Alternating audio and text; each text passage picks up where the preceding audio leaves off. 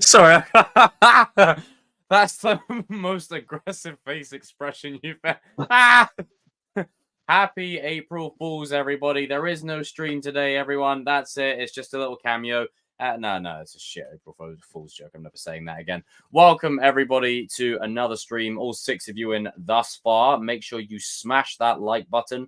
Now, I did try and fix the audio problem from the last time. Hopefully, it's better. Hopefully, there's no echo. Hopefully, that's sorted. Because then we don't want to hear like feedback, like blowing everyone's ears off and whatnot. So that should be fine. So make sure you smash that like button, folks. Let's get straight into it. Danny, sir, read out your lovely, lovely agenda for this stream, senor. So we're actually going to do like a little bit of a homage, do a little bit of homage to Chance Perdomoto. He was on Gen V, up and coming actor. Whatever, died pretty young. Yeah, we're gonna make a little homage to him first. Then we're gonna talk about 12 Angry Men. And then we're also gonna be talking about the Pirates of the Caribbean movies being rebooted. They finally, they serve Iron Man. This guy right here, he was the one who dropped the news to me. As far as DC segment, there's a lot of DC news going on right now with Robert Pattinson and Warner Brothers, I guess. I wish RJ was here so we could talk about that part.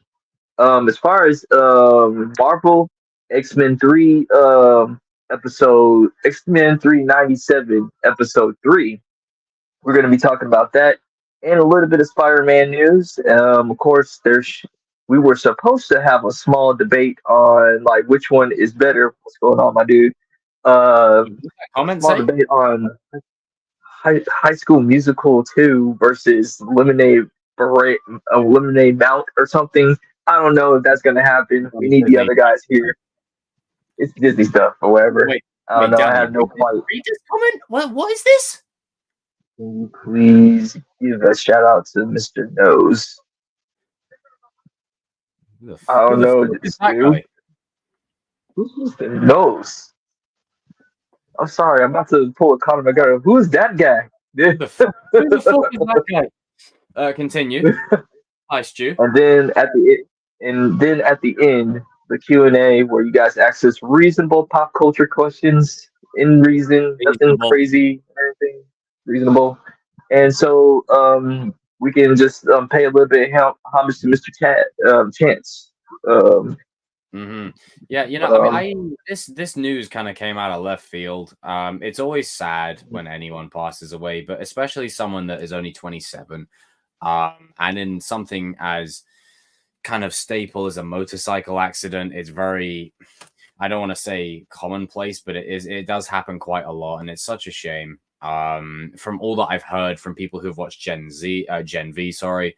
And other projects that he's been in, like After Everything, and I think Midsummer Murders. I think I did have a little look at his filmography. People say that he was a pretty upstanding dude, and it's just a shame that he passed. And the crazy thing is, he was born a year before I was. Like that. Wow. That's insane to me that he was born literally a year just before me and he's gone. Like it just puts things into perspective, and it's a very interesting, thing. And it's just a reminder that life is never promised. You never know what is around the corner. You just never know. Like, I know we say it all the time whenever anyone passes away, but it's YOLO. Go ahead. I know, right? No, I was gonna say no. I was just like letting you continue. Like, no. It's okay. You can go ahead. Oh, really? Okay. I mean, I only know him from Gen V or whatever. Like, from what I was given or whatever. Like, he just passed away on a motorcycle accident, man, and that's crazy. He's only 27 years old, Jacob. 27. But when he passed away, that is so young, man. Really young. Yeah, that's too young. That's too young. I mean, this is just getting his career started. I mean, look at this freaking quote here. It's like, We can't quite wrap our head around this. The producers of Gen V shared in a statement posted on the Amazon Studios Prime Video, Instagram pages, whatever. For those of us who knew him and worked with him, Chance was always charming and smiling, an enthusiastic force of nature, and an incredibly talented performer. More than anything else, just a very kind, lovely person. Even writing about him in the past tense doesn't make sense. They said, "We're so sorry for Chance's family, and we're grieving the loss of our friend and colleague. Hug your loved ones tonight." Man, Yeah, that hits that's deep. crazy, dude. Just 27 years old. 27. Yeah. Pretty cool. And that's truly so. It's always a reminder that you never know what's around the corner. So count your blessings and hug your people. As far as where Chance Perdomo goes in this sense, rest in peace. My thoughts and condolences are with those who knew him, who are close to him, his family and his friends. And yeah, rest in peace. Oh, I also forgot to tell you this, Jacob. Louis Gossett Jr. or whatever. He passed away too. Like he's a legendary actor or whatever. Yes, I He remember was you the. said something about that the other day. I forgot to talk about him too. If you pull up his filmography, he was also one on Johnny Lawrence's favorite movie, The Iron Eagle or whatever. Yeah. Yeah, Yeah. Iron Eagle. He was in The Color Purple. He was in Jaws 3D, Yep. Digstown, World at War, Yeah. Roots, Yeah. The Cube. Oh yeah. If He was there's in a- one movie that if there's one movie that I always tell people to watch, I think everybody should watch that show. Is Roots. Highly recommend it and everything. It just gives you a perspective on what happened during slavery at that time or whatever in the 1800s or whatever. And it's not cringe. It felt like an actual event or whatever. It's like sad what happened, during the Roots times or whatever. But also, yeah, man, he's a legendary actor too. Passed like at 76 or whatever. Yeah. Yes, he did. I believe so. Let me just double check. I've got off his filmography quickly. Yes. No. Louis Gossett died aged 87. 87. My bad. Mm-hmm. Man, crazy, dude. 87 years old from 1936 to 2024. Wow. Yeah. Hey, Forever Red. What's up, dude? Doing very well. How are you? Good, bro. Yeah, man. That was yeah. But yeah, we just want to anytime an actor or actress passes away, we're always gonna make a homage out to them and everything because you just never know if they'll get their actual proper respect until they're gone or whatever. So so I guess we'll talk about our actual first subject. It's gonna be the 12 Angry Men. That'll be our first thing we're gonna talk about. And last week I saw it for the first time, and this was a recommendation for our young friend TCK, white young man or whatever. Shout out to you, Mr. Noah, for giving me a movie that I can actually watch or whatever. And it just showed you what is it like being in a jury in America, man. Like it's not an easy process or whatever. When you're going into a room because when they first started out, they all just wanted to get out of the room or whatever, not thinking about how this is going to affect this young man's life if he was to be pronounced guilty or whatever. That's a lot of courtrooms too today or whatever. They just on what you said there, just to piggyback off what you're saying. It says here, it explores the motivations and prejudices of the individual jury members and how they eventually argue their way to a unanimous decision. And that's still something that is quite legitimate right now. That hasn't changed or whatever. I mean, there's parts where the guys were just saying you know what? Hey man, it's not none of my problem. I just want to do my civic duty because I just want to go home to my kids and my wife. I don't care or whatever. Whereas the main protagonist, can't think of his name or whatever, but he he was Henry. saying like, no, we need to like actually look at this case because this young man might be going to prison for the rest of his life. We need to actually sit down and look at the facts and let's see what let's come to an actual unanimous decision or whatever. So I mean, speaking of facts, it says here this film is commonly used in business schools and workshops to illustrate team dynamics and conflict resolution techniques. mhm, That's insane. it's crazy. It says That Henry are Fonda hired Sidney Lumet to direct because he had extensive experience in television and he had a reputation for staying on schedule and within budget. hey, that's a Hollywood Studios dream right there. Like, wait, you're cheap and you stay on schedule? Yeah, come on, man, let's do You're that. reasonably priced and you stay on schedule. I believe there's a great quote for that. It's just good business. It's just good business. It's just good business. It's just good business, you know. It's just good business, man. And But yeah, man, yeah, and like I was saying, man, like with this movie, it just showed you like the prejudices of like what some dudes were going through, because like um, like one of the jury members was trying to make this kid so guilty because the jury system failed his son or whatever, and so he wanted to get revenge on the next person or whatever, and like he was willing to risk somebody else's freedom because he felt like the jury slighted his son because like I believe like the murder it was inambiguous or whatever, but like I'm assuming that the murder or got away with killing his son or whatever. So think so. I haven't seen it in a hot minute, but I think that might be most likely. And comment below in the chat live or after the fact on rewatch in the comment section if you guys know the concrete answer. Just because people are like, it's this. It's like just let us know. Just let us know. There's a lot of films out there. Don't know everything. We don't know. I can't keep up.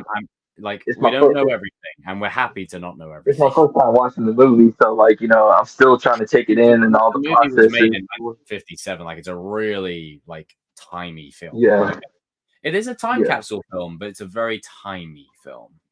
Back in the day. And then I looked at the IMDb ratings, and they said it's a 9 out of 10, and I have to agree, man. Like, there's really no bad things. The whole movie takes place in just 3 rooms. Wow, really? Like the whole build, except exterior shots, just 3 rooms. Yeah, that's the whole film. That's crazy. I didn't know that. Isn't always everything, or more is less is more kind of thing, or it's like you've got X amount of space. What do you do with it? And that's what we were saying last week, and I feel like that's that kind of theme whenever these classic movies are brought up, is this notion of because at the time you can't even say technology limitations because technology wasn't even a thing. Like it was just like limitations, just everything. You were the technology. You were the technology back in the day. yeah, they had to be really creative, the entire movie takes place in a single location, the jury room, but just in 3 rooms. That's crazy, man. It had Henry Fonda, E.G. Marshall, Lee Jacob. Yeah, Lee Jacob. I was gonna say it just and it kept my attention span too. Like I was literally paying attention to the movie, even though it's made in 1957. A lot of people would give up on it because it's a black and white movie. To be honest with you. Yeah, I know people say that film is forever, and I've said that as well. But objectively speaking, the average person will look at it and go, "Okay, it's in black and white. It's probably boring." Like immediately. That's what someone's thought process will go to just because that's kind of the way it is. I don't like it, but it's the way it is. Yeah. It says here the film addresses social issues such as racism and classism, something that's still quite prevalent in today's society. And it's regarded as one of the greatest courtroom dramas of all time. And the cinematography specifically emphasizes the claustrophobic atmosphere of the jury room. Yeah. Man, I need to rewatch this movie. I was meant to watch it yesterday again, but I didn't get the chance to.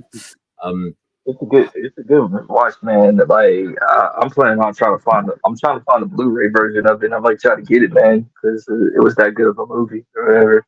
Oh, it's only an hour and 36. Yeah, it was small. It was short, bro, and it didn't even feel long. Like the pacing was pretty good. An 18-year-old Latino is accused of having stabbed his father to death. He is presented in a courtroom for a 12-man jury. 11 out of the 12 men vote guilty, except for Mr. Davis. Yeah, Mr. Davis. Wow. I'll have to give this movie a check out and rewatch it. It's been so long since I've seen it, but it's one of them classic films that still holds up. Yeah. So I still holds up first rating. Like I think it's still a 9 out of 10. To be honest with you, it's pretty good, man. I recommend you guys go watch it. That's really solid. I vouch for that.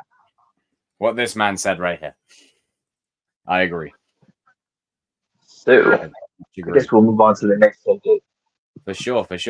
But also, ladies and gentlemen of the jury, no pun intended, comment down below if you want us to talk about any particular movies that are classic that you think would be great for us to cover. Again, haven't all seen everything, but I'm always open to expanding my film Rolodex, if you will.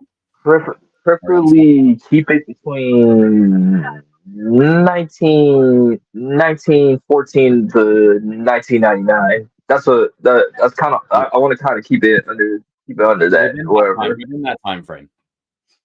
Yeah, any 1914 to like 1999 movies that you guys want us to like talk about, whatever. There's plenty of them, or whatever. Just in that time frame, it's a whole century of movies.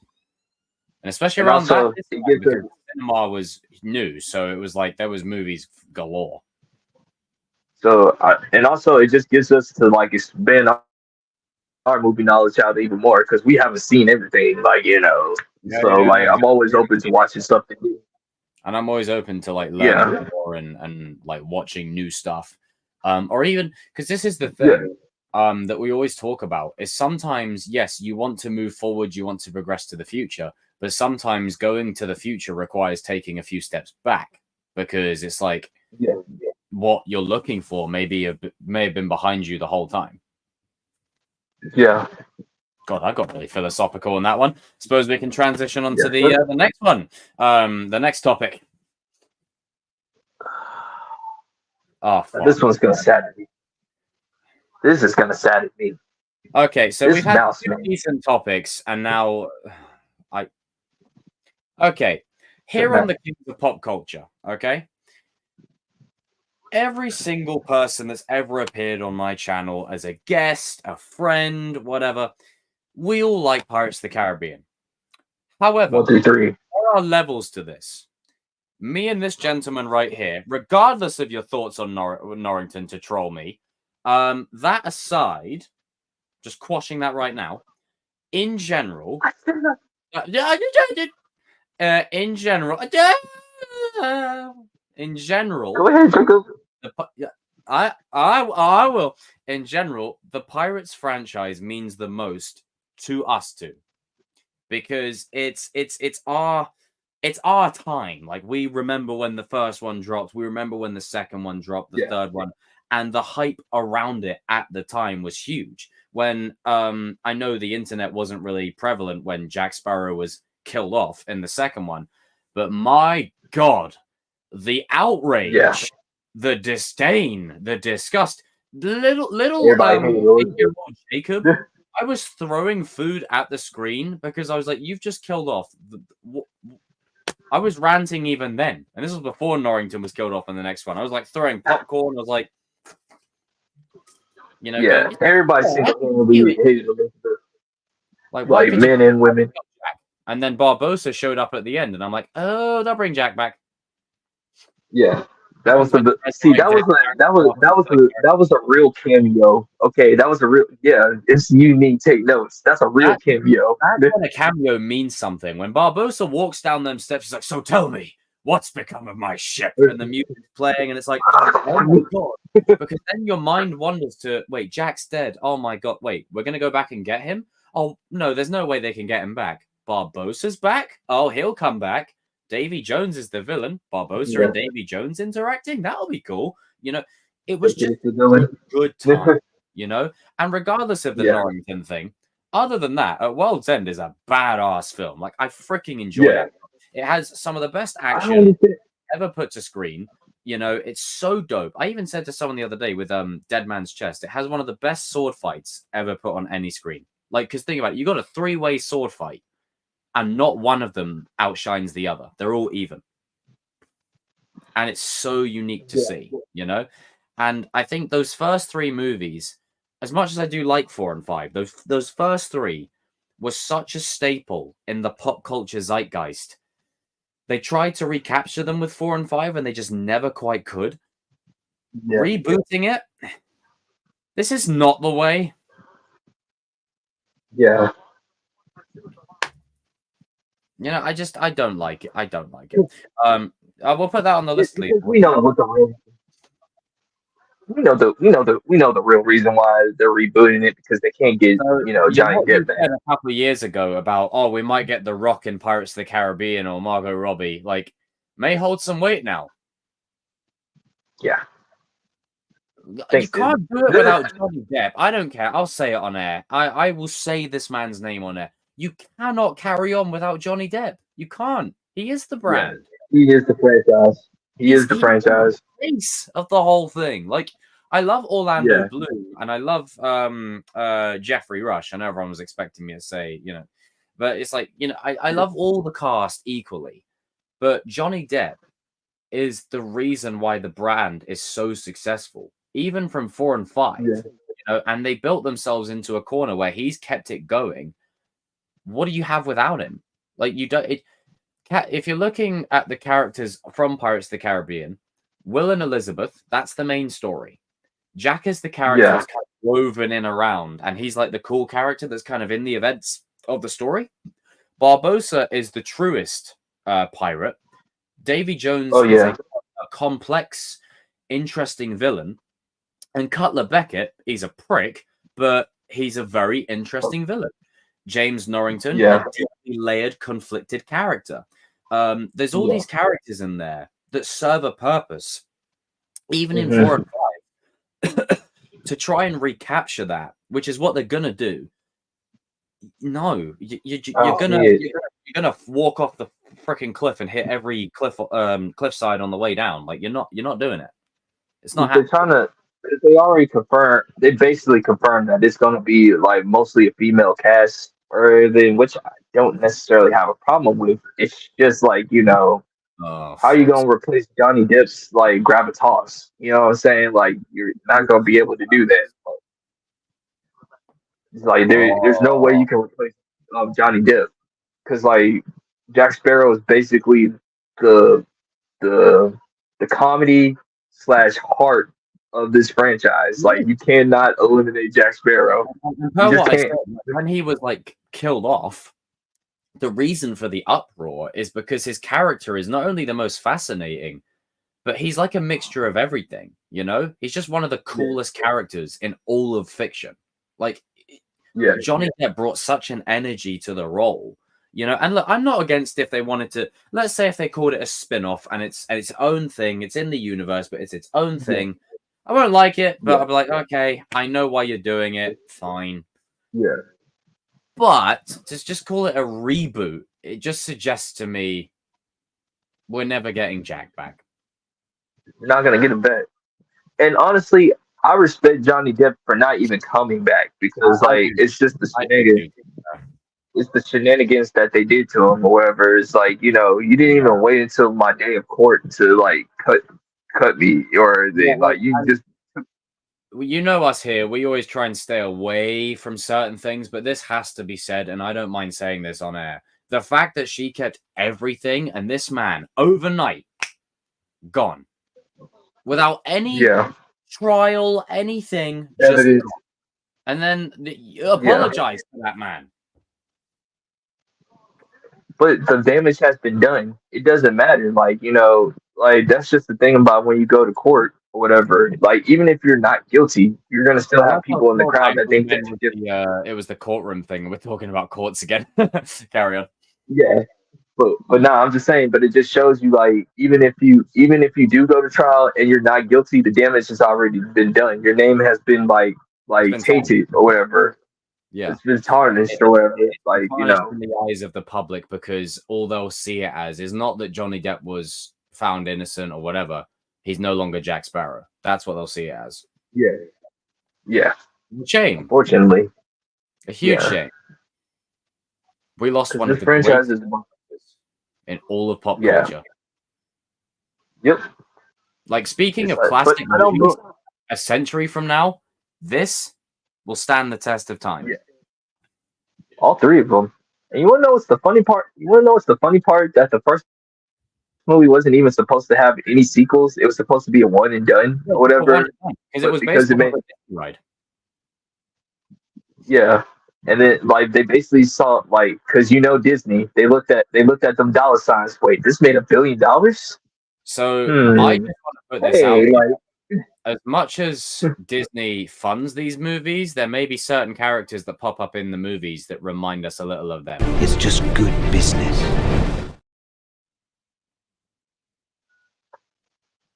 Just saying.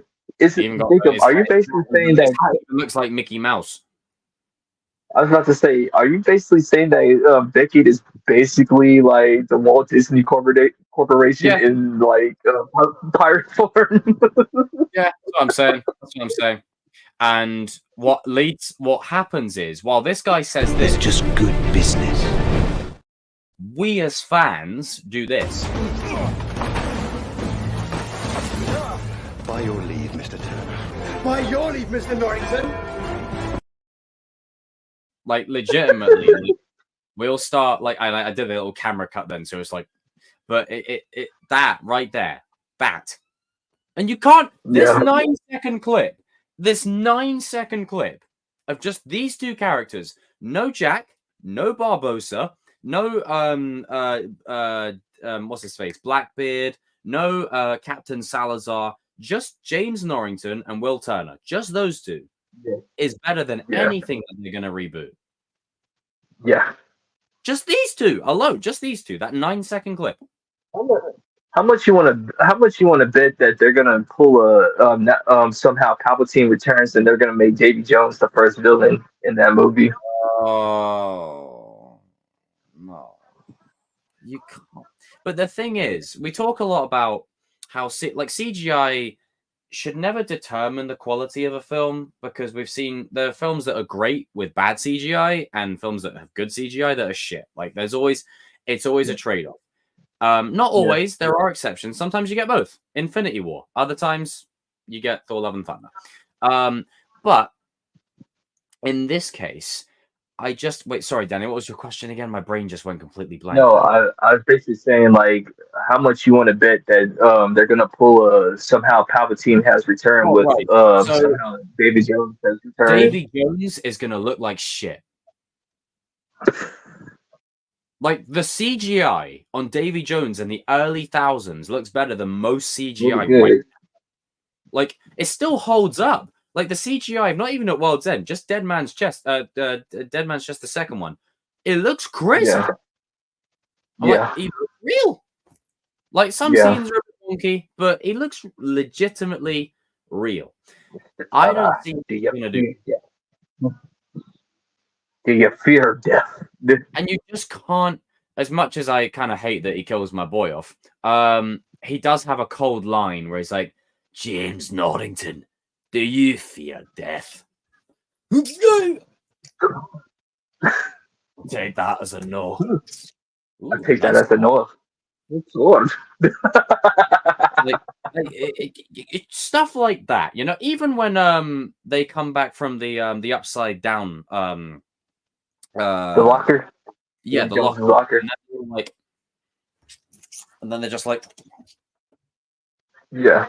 like stuff like that. You can't replace that. It's like we can still use them as clubs. You can still use the. You know, and then when the two East India Trading Company guys, Murtaugh and Mulroy, when they joined, like, shiver me timbers, and then they're like, Yeah. Wait, where did you guys come from? were you here the whole time? You know, Yeah. I mean, they get to redeem, but James Norrington, on the other hand, I mean, hey, I'm just saying. Anyway, He didn't go out. it still pisses me off. But it's one of them things. Like, you don't give a character a conflicted arc and then do piss all with it in the next film. That's not good writing. Yeah. Other than that, At World's End is very solid. Great film. Like, Hoist the Colors and all the ships are together with the different countries and stuff. Like, you'd be surprised. There's a lot of people that don't like There's a lot of people that don't like number 3, man, or number 2. I'm like, bro, like, it's a perfect trilogy. it's a good trilogy. I mean, yeah, I have a few personal things here or there, but they're good gripes to have. For the most They part, retcon a couple of things to make it make sense. Yeah, but you can look past it. It's but not as like a trilogy, like this is the thing, right? As much as let's take my James Norrington thing as an example. Is it a bit annoying with it? For me, is it a bit annoying? Yeah. Does it detract my overall experience? No. It's just one of them things I go, well, that was a bit wasteful. You could have done better there. But at least he died saving Elizabeth so she can go and save the others. Like it's not without nothing, you know? But in general, you don't get trilogies anymore. You really don't. And this trilogy, you don't need to watch 4 and 5. This is it. You've got the story, the beginning, middle, the end. That's it. Done. Yeah. Like, 5 are just for the fans and for money. Like 1 to 3, yes, you could argue for the fans and for the money, but story-wise, 1, 2, 3. Yeah, sure. Yeah. That's all I can watch. The original Just cast like come back and forth. Yeah. Just like Indiana Jones, there's only 3 Indiana Jones movies. That's all I'll say. There's only there's 3 parts of the movie. Yeah. Kingdom There's only of the 3 Indiana Jones. The one time me and my granddad agree on movies, we both don't like that film at all. I loathe. Kingdom of the Crystal Skull, like Kingdom of the Crystal Skull, the 4th one, man. Like, me and my dad were disappointed when we saw that movie. We were like looking at each other at the end. We were like, were they just doing aliens? Like, was there aliens in Indiana Jones? Like, yep. Yep, they really went there. But hey, they answered the question, what if Indiana Jones had aliens? There's just some things where it's like, something just told me that, Steven Spielberg and like George Lucas just like was like hitting up the booger sugar that day, man. And like that's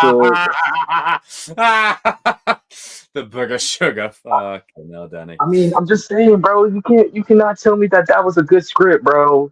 Who approved that? Like, I just don't know. I have no idea who approved it, who didn't. It's very strange.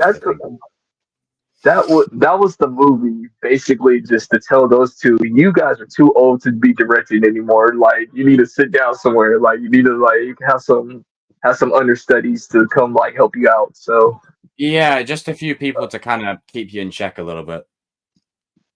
And that's my thing. Like with this reboot, like if you were to ask me the question of, where are they going to go with this franchise from here? They could go wherever they wish. That's the beauty of the Pirates franchise. But again, problem that I have with it is that, you're not only are you shedding a light on why this story won't be the same. It was already weird enough without Will and Elizabeth. It was already weird enough. But Jack is the one constant. You remove him. Yeah. What do you got? Like, you haven't got anything.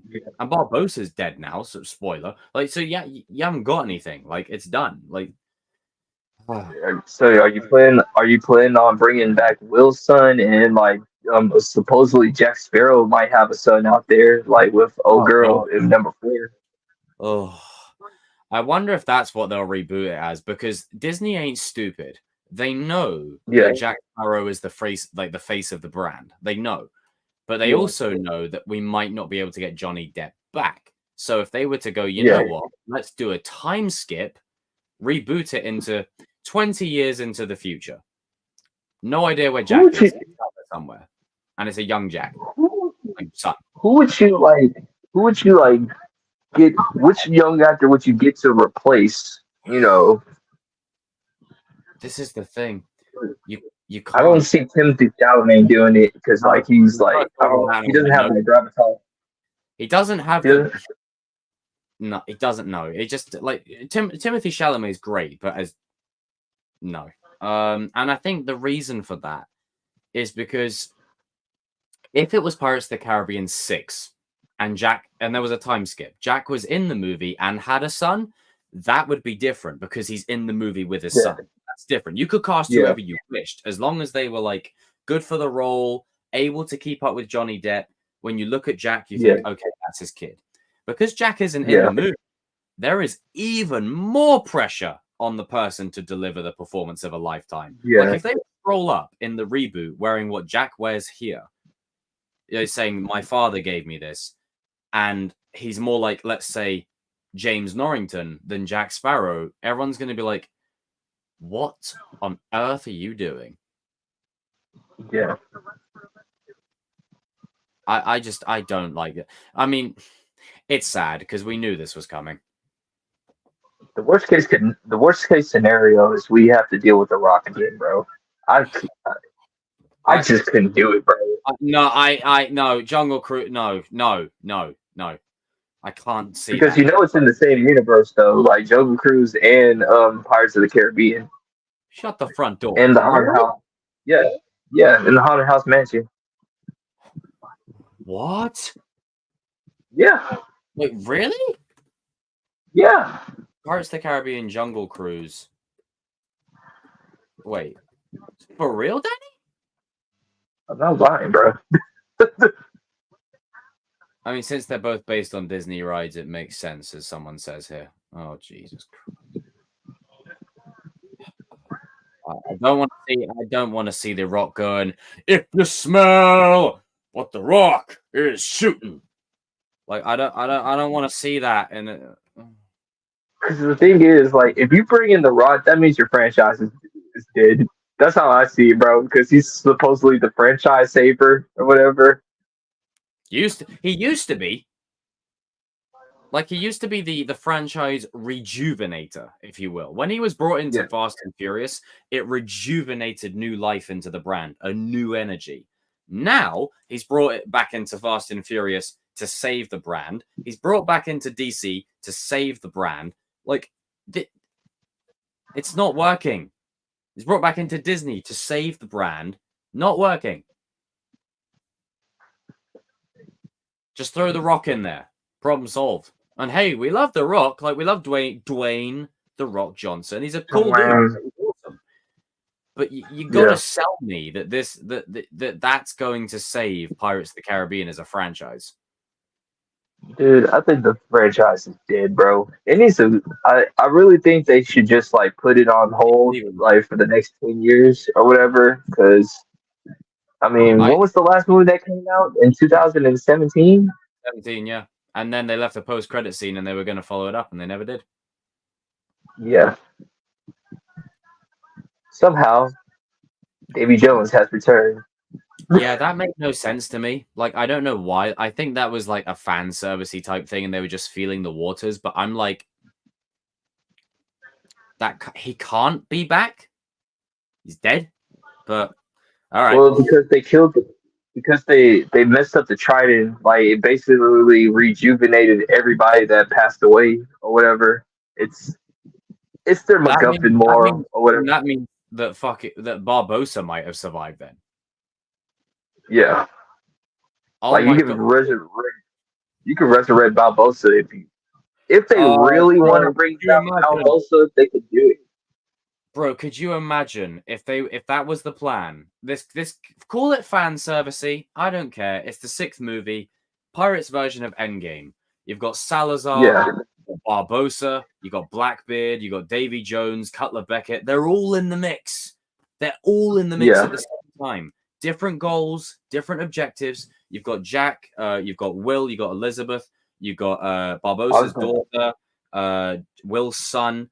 You know, and a couple of the guys from the 4th film. Like, wow. You dude, you know who could have been the villain? Like for like the last couple of villains with Davy Jones, Salazar, and Blackbeard or whatever.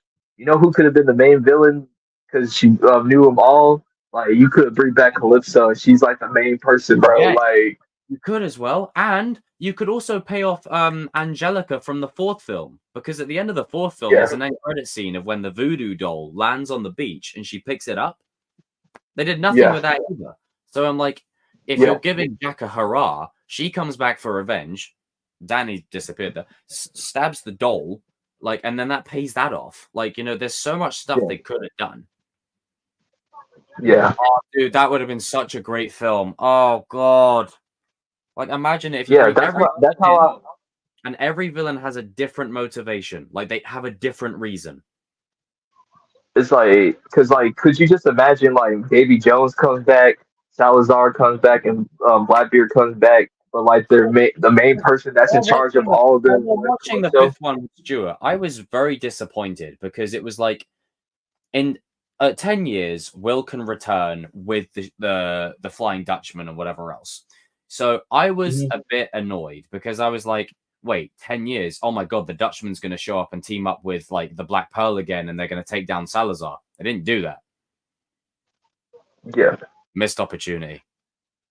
Missed opportunity. Missed opportunity. No, but that's how I'll do it. Is like they all say like, well, wait a minute, hold on. You Come know on. Calypso? Yeah. I know. Do you know Calypso? Yeah. Like, Yep. do you know Calypso? Of course. Did she give you your power? Yeah. Like, you know what I'm saying? Like, that's how you could have had them all. Like, I just don't like how we're here. I'm like, I'm just not looking forward to it. I'm just not looking forward to it. I got to be real. I mean, I'm expecting the worst, hoping for the best. Could I be wrong? I'd love to be wrong, but what's the high possibility chances? it's not exactly possible. And another reason, you don't have Jack. Yeah. Even when all the other movies didn't have anyone else, you still had Johnny Depp. Yeah. Now you got nothing. And most of the Pretty cast much. won't come back. He's not in it, so Yeah. you shot yourselves in the foot. Congratulations. There we go. Well done. I tell you what, you had the Black Pearl and then you turned it into the Titanic. Congratulations. Sunk that ship.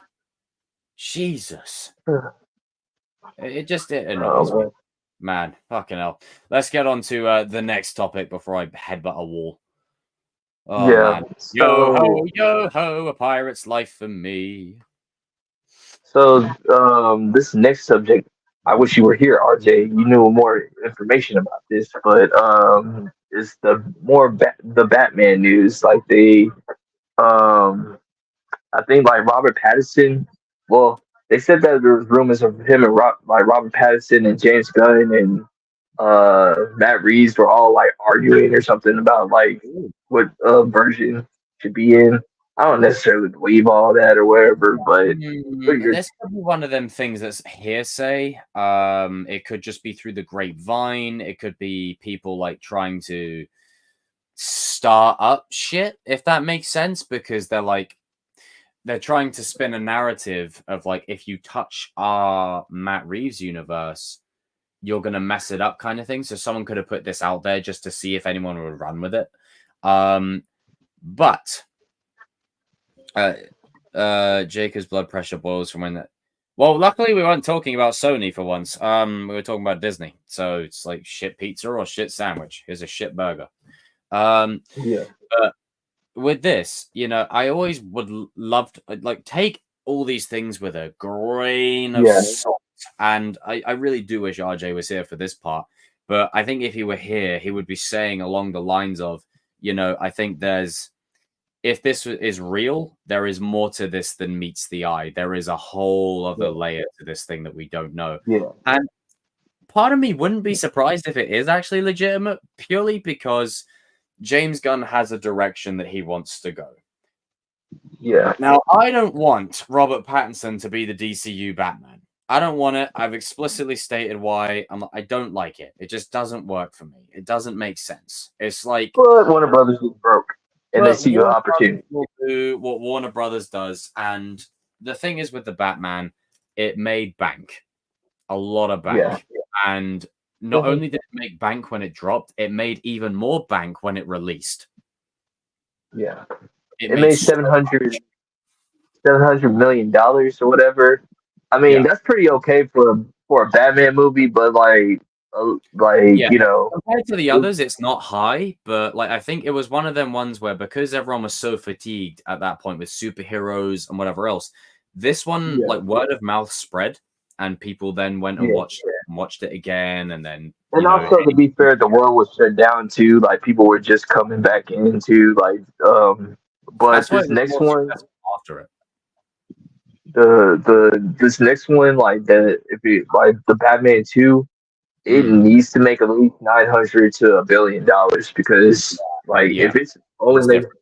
if it only make if it only makes 700 or 800 again, then Warner Brothers, they're gonna panic because I mean, that's a good thing with word of mouth spreading for this next Yeah. one and lots of hype being around it, and the promotion of the first movie and the anticipation surrounding the second one. I think it might hit $1 billion just because there's a lot of hype around it, and there's even the Penguin show that's going to hype it up even more and bring in a whole set of new fans.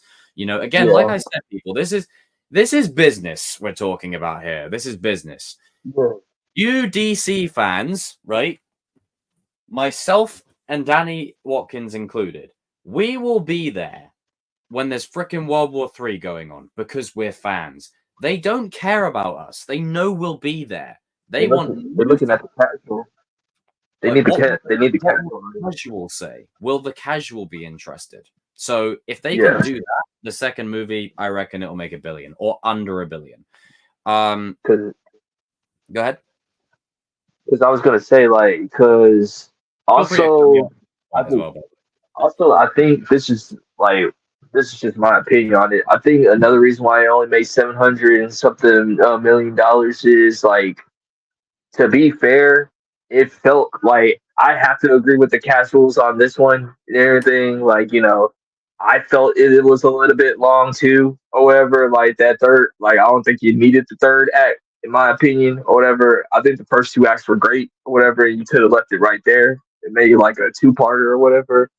But yeah, that was what a lot of people were complaining about. It just felt like a little bit too long too. So maybe Matt Reeves will make some adjustments for the next movie or whatever. I will hope he does that, whatever. Because I ain't gonna lie, there was parts where I was about to fall asleep, bro. yeah, it's one of them ones where I enjoy the film, but it is very long. It's really long, and it's not so much pacing; it's just the runtime is just really long. And I remember when I first watched it, when I watched it for a second time and a third time. If you're a fan of anything, time has no concept, but it will still feel like 3 hours. It will still feel like. And I'm hoping for this next one, as you say, they kind of chop the runtime down just a little bit. In regards to the drama surrounding it, I really wouldn't be surprised because you've got Robert Pattinson that wants to play the role a certain way. He's already been vocal about that. You've got Matt Reeves that wants to make the movies a certain way, and you've got James Gunn that has a unit build. So you've got three different kind of philosophies kind of meshing together. And then you also got the CEO too. You got David Zaslav, and he's basically saying guys, you gotta make. I don't know what's going on down there, but y'all need to make this money. Guys better come up with something. That's what he's looking at. He's looking at, and especially with the way things are at the moment with Warner Brothers and what's in the public eye and the information we know, they want some money. So they want to make money and not just break even. I'm talking profit, and then leapfrog into other things, which is why they want the universe. It makes sense now. It makes sense why they'd make him the main Batman.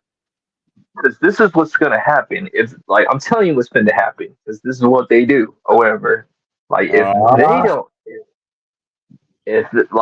they don't come to a resolution, let's just say that they did have beef. Let's just allegedly, let's just say that this is like, this is true or whatever. Yes. This is what's been happening. They gonna like this is what David Zaslav gonna do. Guess what, Matt? Your universe belongs to me. It's in the DCU, and there's nothing that Matt can do about it because he doesn't own the character and everything. Yeah. Whatever David says goes. That's what I'm saying. It's like that's what's going to happen. Like, so I I don't want this to happen, but we know this could happen. Like, you know what I'm saying? Like, we know this could happen. Like, yeah, like that's the thing. I really don't want it to happen, but the likely, like, what is likely, what's probable, and the probability that it can happen is quite high. Yeah.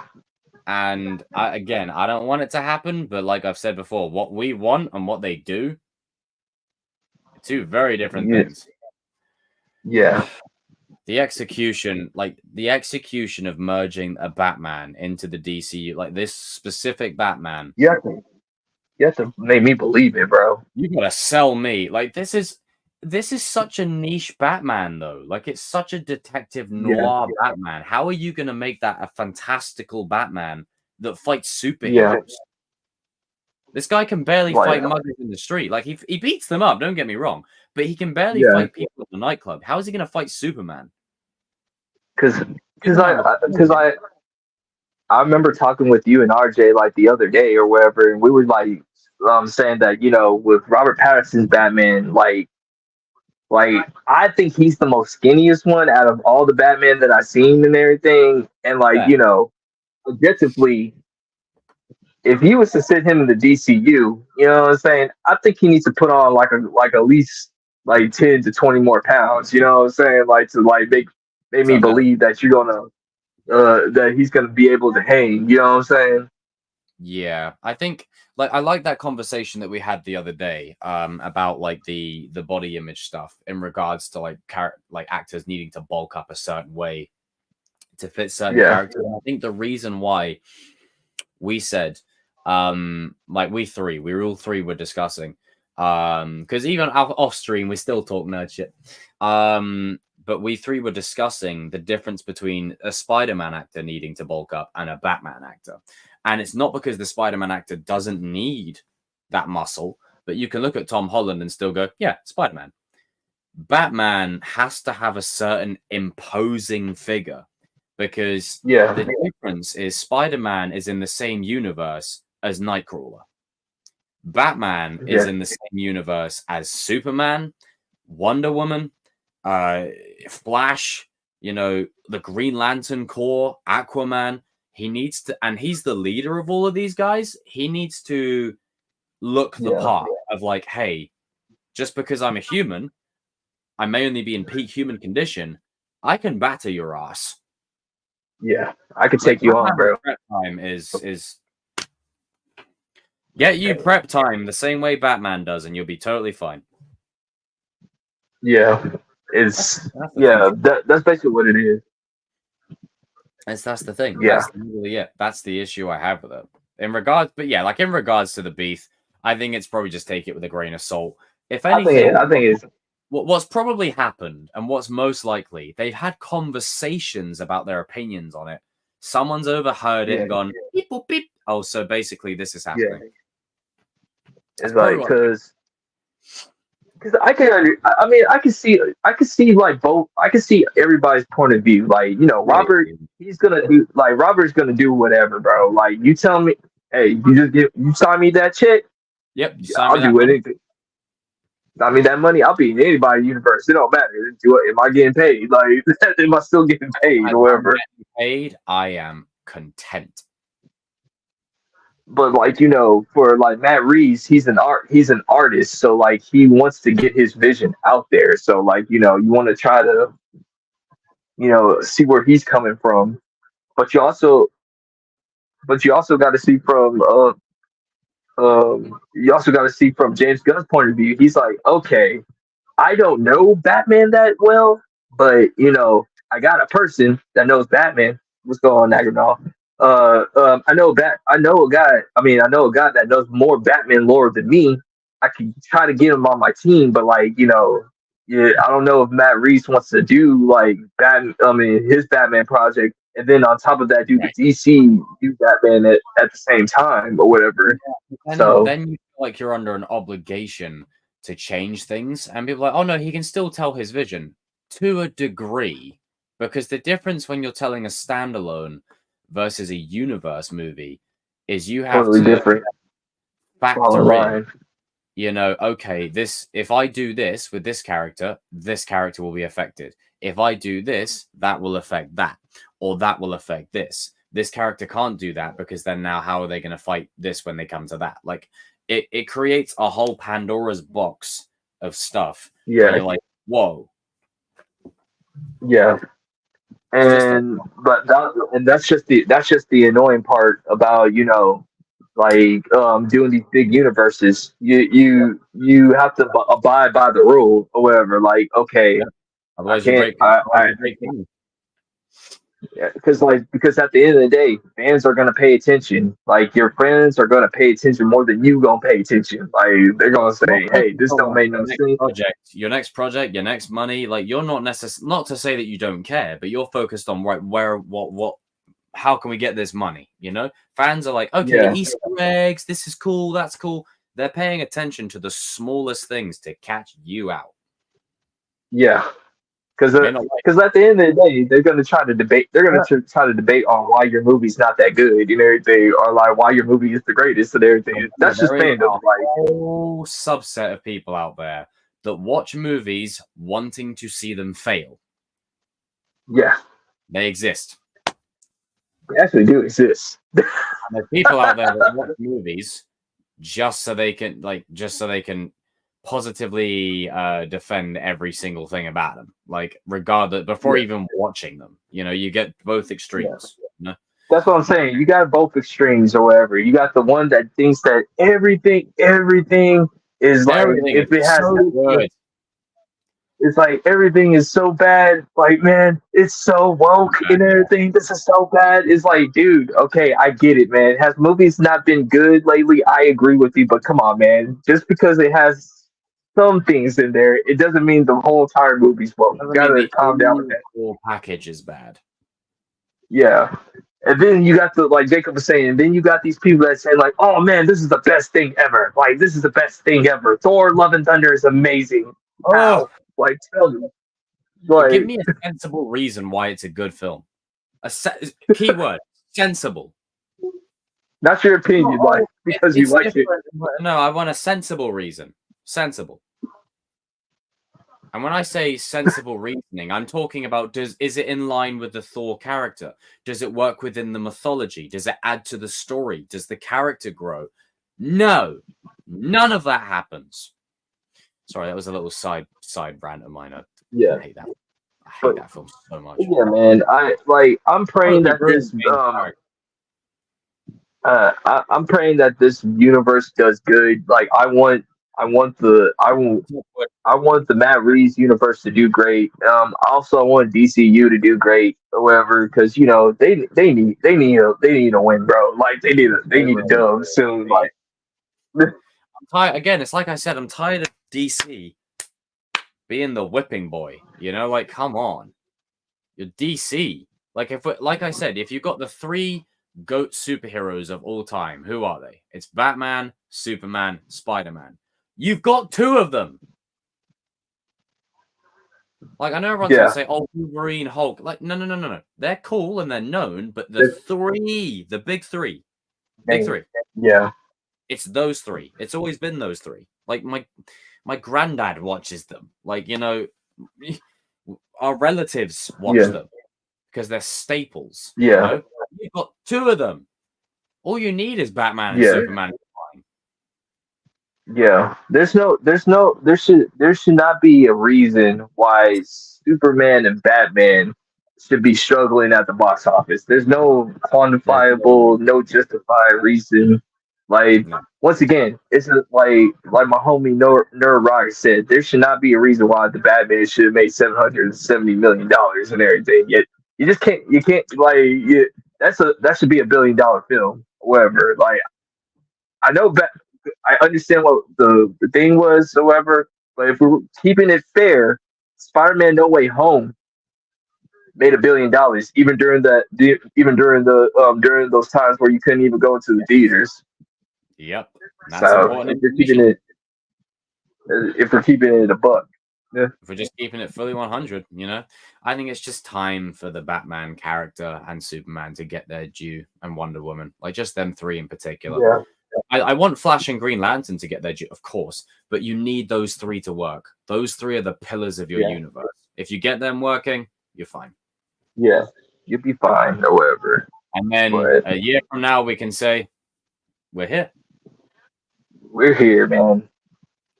We're still here every week.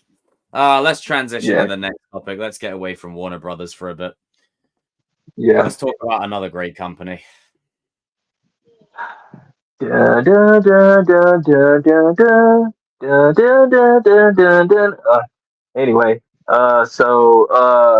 no, are we talking about Spider-Man first? Yeah, we can talk about Spider-Man first or whatever.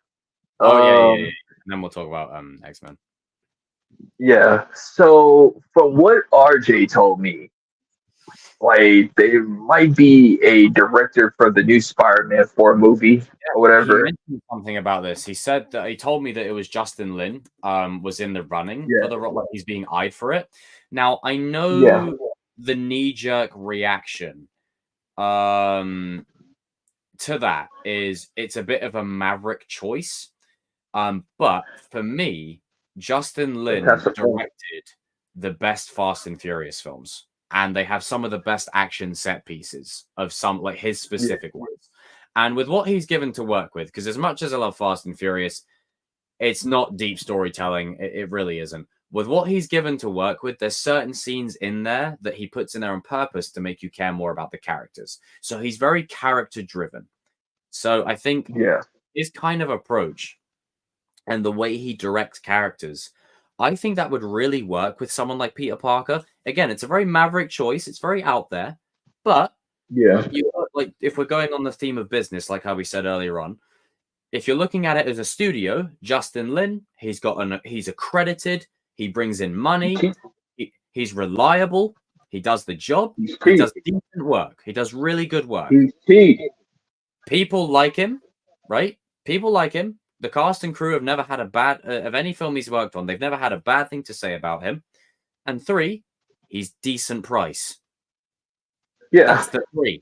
Decently priced, reliable, and he can back it up. And that's what I'm saying. Like, because if you know who's at Sony, Tom Rothman, the guy that hates superhero movies, and he's been known to say it's not my opinion. It's just like he said it, and he doesn't care. Like he literally told us, like superhero movies are a waste of time. Like, yeah, I mean, it's crazy because the thing is, the one thing I'm wondering is because Justin Lin's main background is Fast and Furious, where there's a lot of action and not as much subtext. I am wondering if the knee-jerk reaction of, oh, this can't happen is from that standpoint, because what we really want is a Spider-Man story that's a Peter Parker story. Properly. Yeah. No mentors, no whatever. Get them out of there. I don't want any more. No Strange, no Iron Man, no one. Just Peter. That's all you need. You don't need anyone else. Yeah. Get them out. So now is the time. No Way Home was a good soft reboot for the character within a good story, good refresh. Let's stick with that. I really think Israel says, I've got an idea for a title for Spider-Man 4, and that's Homeless. I mean, maybe. To be fair, they might even change that. They might stray away from anything to do with home. They might just change that entirely. I kind of hope they do, because the home, just get it out of there. Just like Spider-Man 4, a new journey. Not a new journey. Don't go with that. But something different, And I think Justin. Or they could just call it just Spider-Man. I know it's a lazy title. That is true. To be fair, they could do that, because if they've done a soft reboot with it, with the 3 Homecoming movies, like Homecoming, Far From Home, and No Way Home, you technically, by definition, are on a great silver platter to start fresh. So that could work. This is Spider-Man. Spider-Man. I mean, I don't know nothing about him. I mean, I don't know about Mr. Lin or anything like that. I didn't really watch the Fast and Furious movies. Yeah, No offense, don't get yeah. mad at me. Nah, they're not for Not for you. me. It's tough. It's like not my thing. But No. I mean, like I said, it's like go ahead. No, you they're got. You got cheap. it. No, like he's cheap. That's what these studios are starting to look at now. They're not paying. Let's keep it a buck. They Movies are ain't paying losing these money. directors. Yeah, they're not paying directors for like their talent anymore. They're just paying for your name. Like, listen, you sit back and just put your thumbs over here. We'll take care of it or Yeah, whatever. I mean, imagine the Sony promotion of that from the director of Fast and Furious presents Spider-Man 4. Like, it's reliable. Now I get the again I get the reactions of like, okay, he's from a franchise which is all about cars and action and no story. What's he doing? How is that going to translate from Vin Diesel driving a car, screaming family down a Hoover Dam or going into space to a character that is shooting spider webs? Like, how is that going to correlate? But I think that's why I'm interested to give it a chance, because the thing is, Justin Lin is someone that will put 100% effort into the project. Even for Fast 9, there's a documentary on that where he worked his ass to the bone. Like, he's like up till 3 a.m. every day, getting up at like 6, 7 a.m. And he did that for weeks on end while making that film. And regardless of what people thought of it, his work ethic and his care and his passion for the craft is something I really appreciate and respect.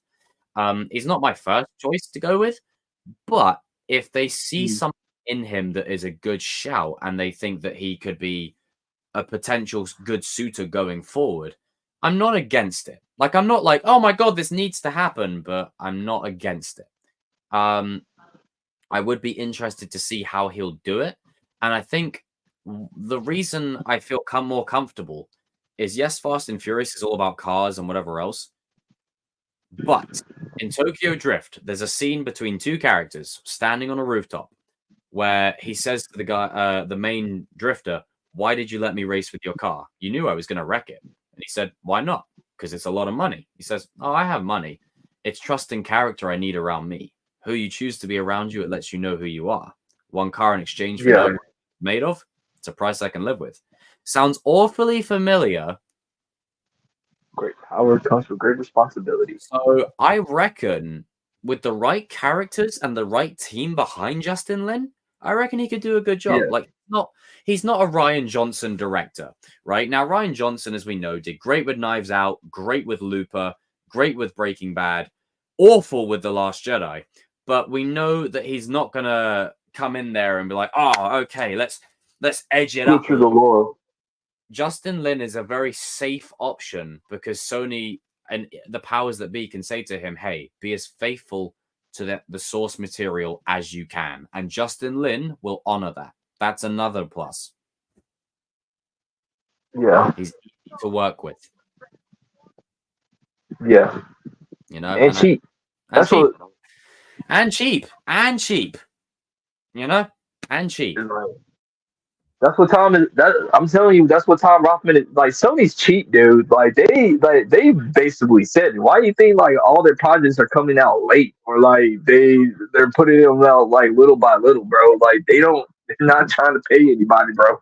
Like, it's just interesting. Like, I think we'll have to watch this one as it goes. I think people like jumping the gun a little bit and like, oh, Justin Lin will do a horrible job. The Fast and Furious movies suck. And that's where I go, yeah, but if you look at the movie that he actually started with, Tokyo Drift, when it was about the original intention of the story, the characters, and the cars, not the crazy action set pieces and the rock, there was actual character heart and story motivation there. And I think that fits the character. It's just a question of how do you correlate family to, that would be interesting. It would be interesting to see. But he won't be writing the movie, though. So he'd just be directing it. He'd be safe. He will not be like Zack Snyder writing his own movies. I mean, I'd be interested to see how Justin Lin would direct the web swinging scenes, because those, like, every director has a different approach to them. Like, Sam Raimi has his specific like sunset orangey tint.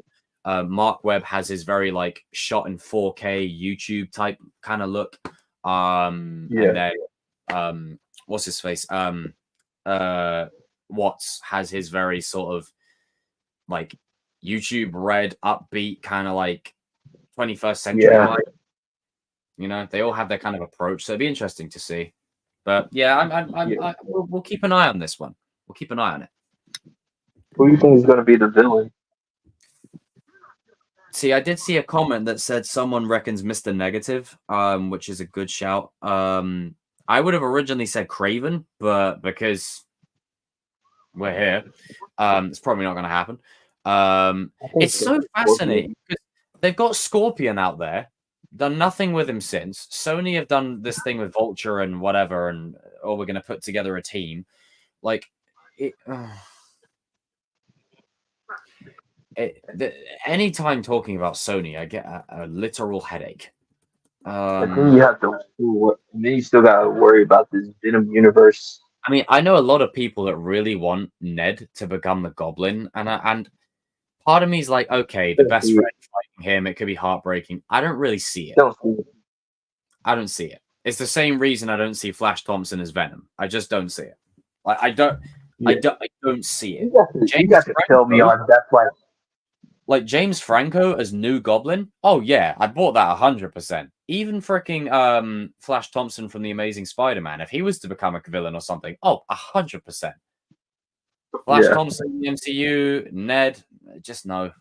Like I mean, they're too kid-like or whatever. Yeah. Like it's like you can look at, like, if you look at those two Flashes, you're like, okay, those guys look like intimidating, like or whatever. But if I see, when I say penis, Parker, penis, I'm like, who's this brown Jake Paul wannabe, bro? Stop it, like. God damn. I'm sorry, it's true. That's your bully. Like, seriously, he's besties with Peter now. Yeah, but that's what I'm saying. It's like because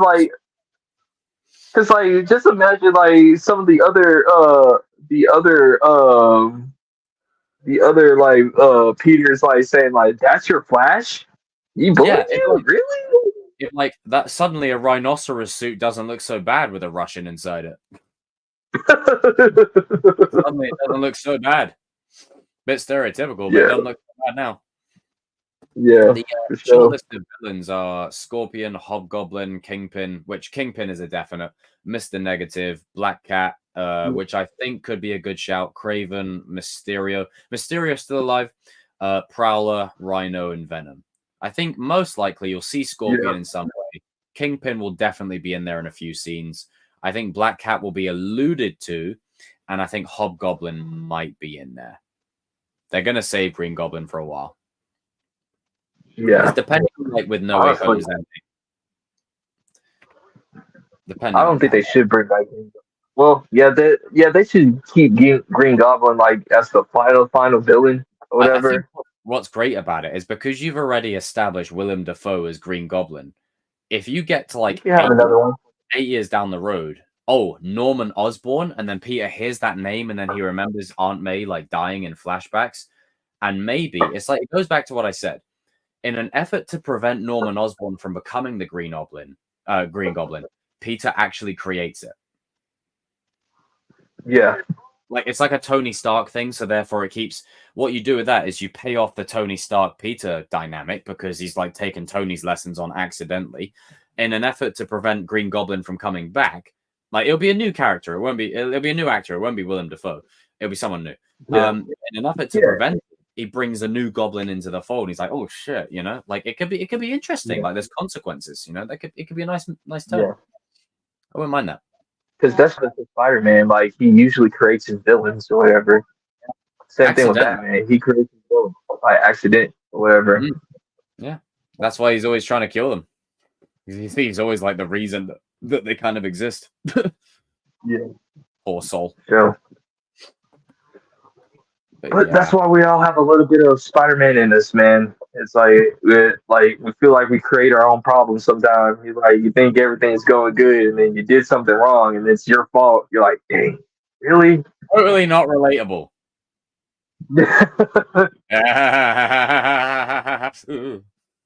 Oh god. Okay. Well, I guess we can transition onto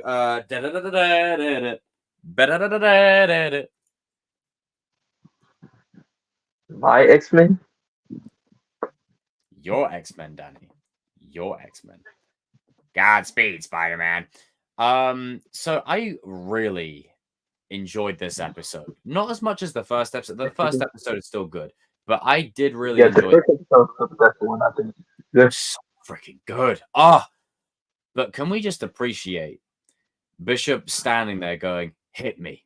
Cyclops charges. Hit me. This man just went. I'm like, huh? That's what I'm talking about. That's the X-Men right there. This right here. This is what This I is want. what we want. Cyclops not This is being what a I want. bitch and a punk and a Boy Scout and being a leader and a man, and Bishop being a man and going, "Bee," you know, and I love that shit. Yeah. It was awesome to see. And then the power display of Madeline Pryor and Jean Grey, that whole sequence was It was great. amazing. That was so good. I was like, do you know what? They got him spot on. Like, they got Jean Grey perfect. I'm like, Jean Grey is powerful as shit. Like the Perfect. Yeah. It was perfect. It was perfect. Down to the last minute detail.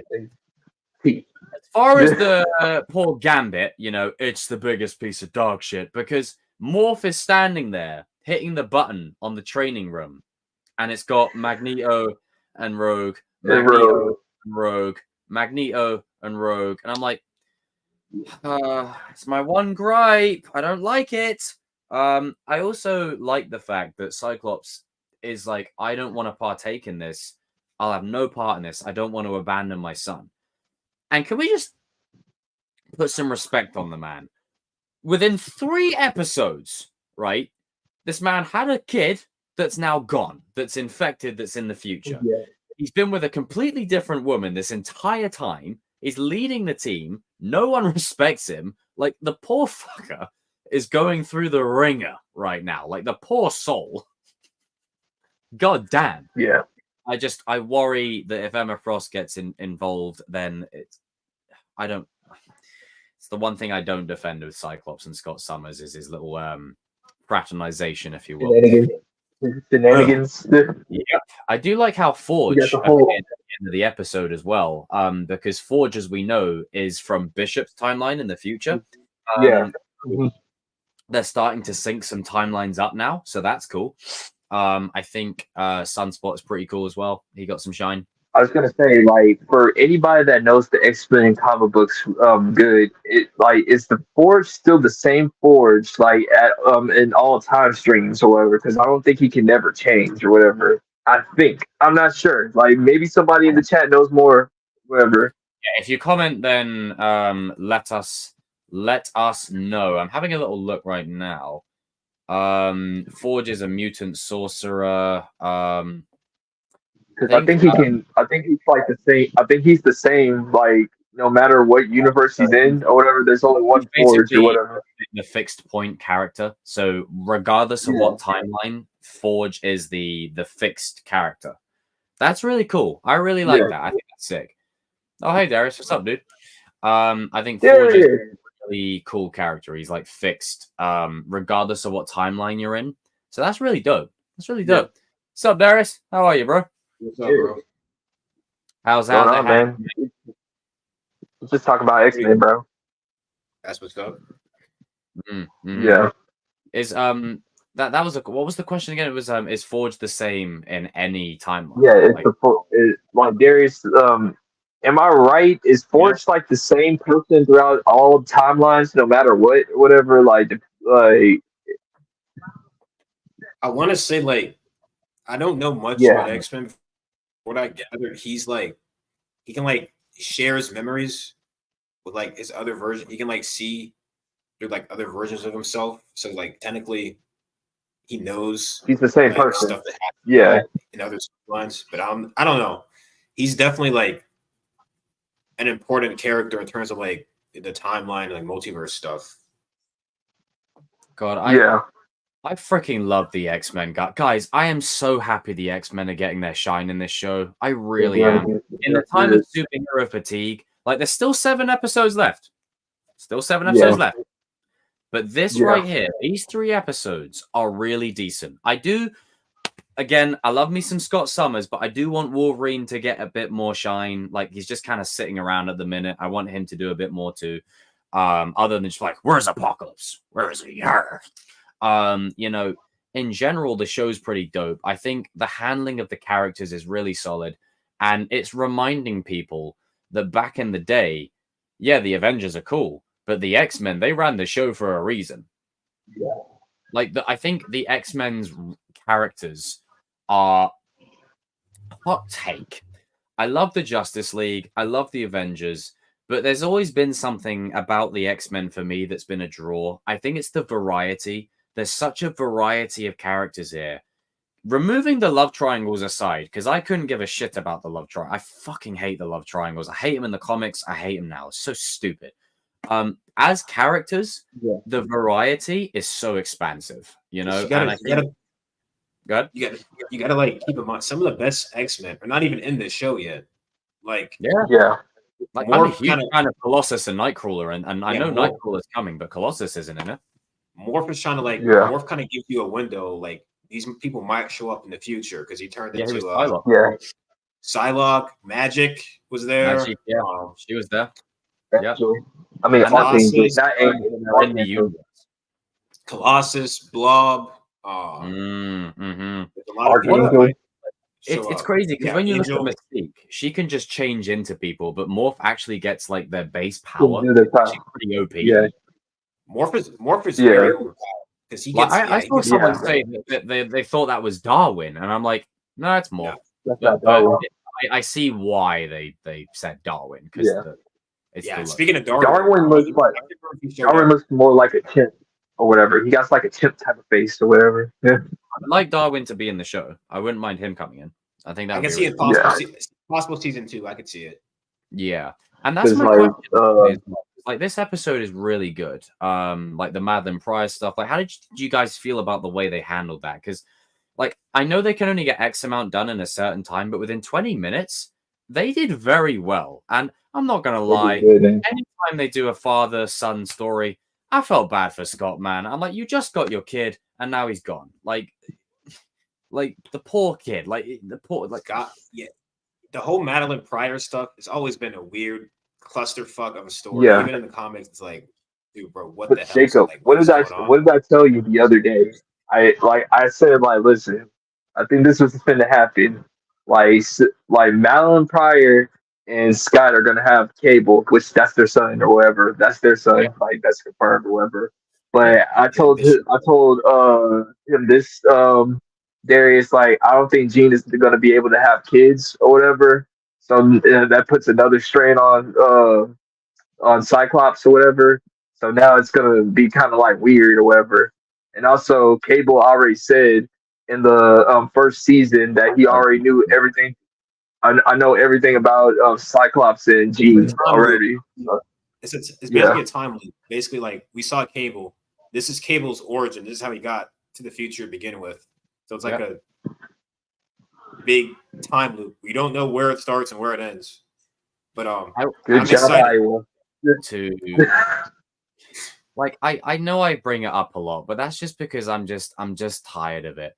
Can we let this love triangle go of Scott G? It's not gonna happen. I don't. Well, okay. If I'm Wolverine, all I know is there's another Jean Grey. So like, go that way. Go find Madeline Pryor, my guy. Go over there. Like, just leave it alone. That's Mr. Sinister's I saw something that said it best. Omega must Scott must have that Omega level D, because Wolverine is still simping after Jean and gets nowhere. Yeah, I mean Wolverine and Storm have gotten together before. That's been. I would prefer that. I always feel like that was a better match. Yeah, Like, I feel like it was a better match for me personally. You know, because like Madeline Pyers ends up being like Mr. Sinister's girlfriend or He whatever. dates Scott's brother too, Havoc. That's Yeah. oh wait, has he been in this show? and No. he was in he was before, not so far. He wasn't he. I feel like there was a Havoc episode at some point. It was a No, brief. there was no Havoc episode. There was no Havoc episode or whatever. But like They mentioned it, right? Larry Houston will hint of other X-Men being in there. He didn't have the rights to them or whatever, but like he'll like just name them different or whatever because like like he'll instead of calling Deadpool Deadpool, he'll call him just Wade or whatever. This is Mutant Wade or something like that. Yeah, or like I was watching that episode and Deadpool showed up like briefly for 2 seconds. I'm like, hey yo, Yeah. oi! Yeah, I Or do like, want a Deadpool episode eventually. That'd be funny. or like he'll put in Thor. He'll put in Thor or whatever, but like he'll call him like Thunderman or whatever like that. Yeah, he did the Or same like, thing with Black Panther, didn't he? Yeah, he did with Black Panther. He called him Black Kitten or whatever, like because these guys, the producers never used to. The producers would never check their stuff to say like, "Hey man, is that Black Panther?" Oh, okay. All right, go ahead. You know what I'm saying? Like, we know. Yeah. See, back in the day when the rights were a problem, people. Back in the day. Yeah. I do think we'll see like other characters, and I think we might see Spider-Man in the show eventually. I think Spider-Man will pop back up like again, like have a reunion special or whatever, like down the line. That would be so fucking. If you guys been paying attention, they said that Marvel is thinking about doing like bringing all the '90s shows back. So Spider-Man, Fantastic Four. If this stays successful, like we got 7 more episodes. If this stays, if they can keep this consistency, then I'm fine with it. Bring them all back. Then I'm fine with it. I'll be open minded to the next for Spider-Man. Right? Each series didn't really get a final ending. Fantastic Four, the Spider-Man 90s series didn't. There was still a big character arc that was still to be done. Yeah, they said like the last season of, you know, and then when you do those ones, you've done the 90s shows, Disney may look at it and go, you know what, let's do the 2000s. Spectacular Spider-Man. Earth's Mightiest Heroes. Yeah, Earth's Mightiest Heroes, Avengers. That shit was fun. If they did Wolverine and the X-Men, I would lose it. Technically, you can do X-Men Evolution now because like they like hinted up in the future. Like the last episode, like Professor Xavier said that I've seen the future and like my X-Men are gonna grow up to be great or whatever, stuff like that. Like I really believe that. I think once they're testing the water first. They're seeing how the 90 shows are reciprocated, and then if they do well, then they may go, you know what? Let's break on your live action stuff because your live action. The Silver Surfer show, underrated show. That was fire. It's pretty decent actually. I need to actually catch up on that. I never really watched that a lot as a kid. I always watched Fantastic. Okay, I wasn't a fan of the Silver Surfer show. It wasn't for me or whatever. Like I thought it was kind of boring or whatever. But you know, it's very different. I think you guys will actually agree with me on this. That depends if Universal will let them have the rights to it. Like I think they should continue the Incredible Hulk stuff. Oh yeah, I forgot about that one. Yeah, I did enjoy that show, but I have a very sneaky suspicion that one might not, just because Universal are very stingy. Universal's very weird about the Hulk stuff, and we will never get a Hulk solo movie again because in their eyes, the Hulk solo movie is the cameos that appear throughout the movies. That's a movie, apparently. I think we'll get a Hulk movie, but like it'll be called something else. You know, like because the thing is, like with the Hulk movie, okay, it's more of a theme park thing or whatever because like Universal and Disney, they live in the same area or whatever, so they don't want to give them. I mean, business-wise, I can see where they're coming from and everything. I can see what they're doing and everything, and honestly, that's a smart thing to do. Like, nah, we're not like. Technically, Marvel can make a Hulk movie, but what will happen is Universal will get distribution rights. Yeah, it's basically like the Spider-Man contract. It's the Spider-Man contract. most of the money from it, and they get money from the toys. And Disney's like, why would we make you guys money off our product? Yep. That we're making. Yeah. Doesn't make any sense. Doesn't make any sense at all. So Yeah. But I do really feel like this show is in a very good place, and I know there's 7 more episodes left, but usually after the first episode, it dips already, and it's still going. I think it's gotten better every episode. It's crazy. I think it's gotten better. Like the thing, it's the Disney. I call it the Disney like the D plus thing or whatever. It's like the first couple episodes will be good, and then when it hits that mid, that number 4 or 5. And then it just goes like, pew! But I'm hoping that they don't do that. Or what are your guys' thoughts on that Gambit stuff? Because I'll be real, I don't like it. Like, I really don't. Like, I feel it's no, I think last episode, I think that basically cemented that it's all in his head because they wouldn't have something else. Haven't seen like, It could be something else. I literally my prediction hasn't changed. I think it's Magneto helping Rogue with her powers, and Gambit's taking it, and he's not seeing the full picture, and he's assuming the worst. They might have had a past history that might have happened, but that's what's going on now. Jesus, I suppose it touches upon that. Do you know what? Right, if they do this thing right, where they recontextualize it to go, you know what? No, it is a healthy relationship. It was just she was seeking help. Then I'll be like, finally, good.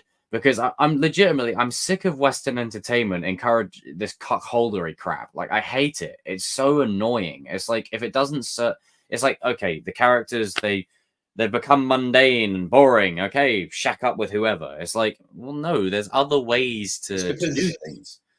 Based on the way the director was talking about Rogue and Gambit being like the one true like couple in the X-Men, because I mean, Scott and Jean, they have their ups and downs. It's part of their story. But like Rogue and Gambit got married in the comics, and like if you know anything about comics, very rarely does anyone get married. Like they will not let Batman get married or Spider-Man get married. Like anytime they undo that shit. Unless you're no, marriage is not. Marriage is not. They reversed it like the comic straight after with like, time. I'll never forgive them. Batman was about to marry Selena Kyle in one comic, and they undid that shit. They were like, nah. I didn't know that they did. Yeah, they were gonna get married, Batman and Selena. Why did you do that? Oh, because the editors were like, Bruce Wayne can't be married. He has to be a bachelor forever. So they undid it. No. That's not the point. Oh no. And then we all know what you could have just ended that series. You could have just ended that series or whatever, like with them married, and then like you reboot it. That's how you could have done it. Like that's what the smartest person. But going back to the endings exist, people. Also, you know what happened with Spider-Man and Mary Jane, the whole more day stuff.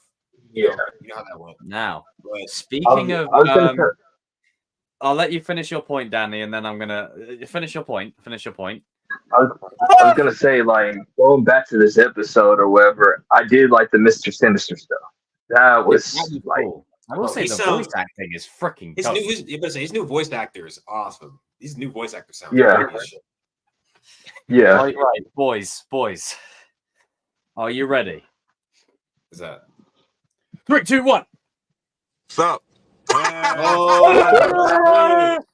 It's the Miles and Peter podcast. Yes, the Miles and Peter podcast. Peter Parker and Miles Morales. What's up, dude? Oh, what's going on, guys?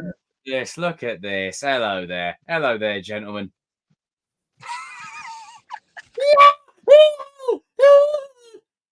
Not that hot. When this guy woke up this morning, he was white. He was white. He was white.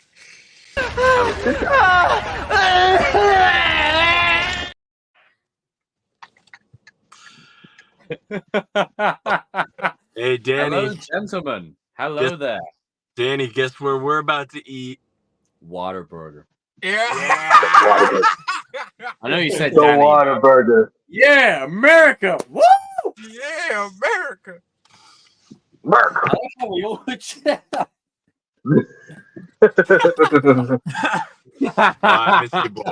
Miss you boys. Dude, Cody, it's going right. Oh my god, I Cody, my boy, I've missed you. Break First Media will be back. Come back when you're 100% ready, bro. Like you have a spot here. Everyone in the chat, can we do a great service right now and put a pint emoji, a heart emoji, or whatever emoji within context to Cody here? Don't put any stupidness. I had to specify it. There, this lovely gentleman right here. Forget the dude next to him in the Metallica shirt. Like, fuck it. Wow. That's nice. Yeah. Fuck that. No, I'm joking. I love you, bro. But yeah, no, we were just talking about X-Men in episode 3 and how it like exceeded expectations. And if they keep this run of form up, they might do it for other 90 shows as well. And then me and Darius and Danny were like, hey, maybe they might start breaking into the early thousands, maybe Spectacular Spider-Man, and start. Yeah. America. Reading the How comments does on that show. I gotta watch that. But the thing is, you want to know what the funny part is? It's like the Spider-Man animated series. The whole entire stuff was already done. The script was done. Like they just didn't do the animation towards it, or whatever. I think they go crazy with like the animated stuff. Like have different versions of like the characters. Like bring it all back. And then what they could do is like a Spider-Verse animated show with like tied into Spider-Verse because Mary Jane was tied into that. Yeah. Now that would work nice. That would be really good. I would really like Yeah. that. I would really, really enjoy that. These next 7 episodes, like are gonna determine if that stuff is gonna actually happen or whatever. Sure. Yeah. So Absolutely. I mean, before like we transition onto whatever the next topic may be, RJ, like, what were your thoughts on the whole Batman situation? What was it again, Danny? It was the fracas behind the scenes. Yeah, like you were telling me about like something about Rob. It's like false stuff between Robert Pattinson. Like, this happened like with me, you, and Darius were on a call, and basically, apparently, like I think if Darius can correct me if I'm wrong, but he has like beef with like WB, or he's like upset with WB because they delayed his movie. I think it's Mickey 17. Rob Pattinson. Yeah, they delayed Mickey 17, and he had another project that he was working on, and I think they like shelved it or something. Yeah, because he has like he signed an exclusive deal, just like Timothy Chalamet did with Charlemagne. Oh Lord, so he's got like an exclusive deal with them. And WB needs to like really, they need to reevaluate themselves. Like just take a look at themselves. Take a breath. Take a breath. Take a step back. Take a step back and just chill out right now. Do you know what? Close the laptop, go outside, and get some fresh air. But like these I can understand from their point of view, like they're panicking. They're trying to get some money and everything, and they're trying to figure out it. Like, I think every one of us will probably do the same thing. But sometimes, like we said, you got to sit down, take a breath, and like assess the situation on what's going on here. Like, so what you don't want to do is you don't want to piss off your talent. And did you guys talk about Spider-Man yet? Yes, we did. Yeah, we also. Yeah. You can talk about that too. This is what we call RJ's roundup. This is when RJ shows like an hour in, and it's like Woody's roundup. Woody's roundup. So I mean, regarding the Justin Lin stuff, I think people are hating a little too much on Justin Lin. Is he like my first choice? No. Would he be like? Is he my second, third? Probably not. But he's a good director. I was told to tap Don't I'm just following orders, sir. I'm just following orders.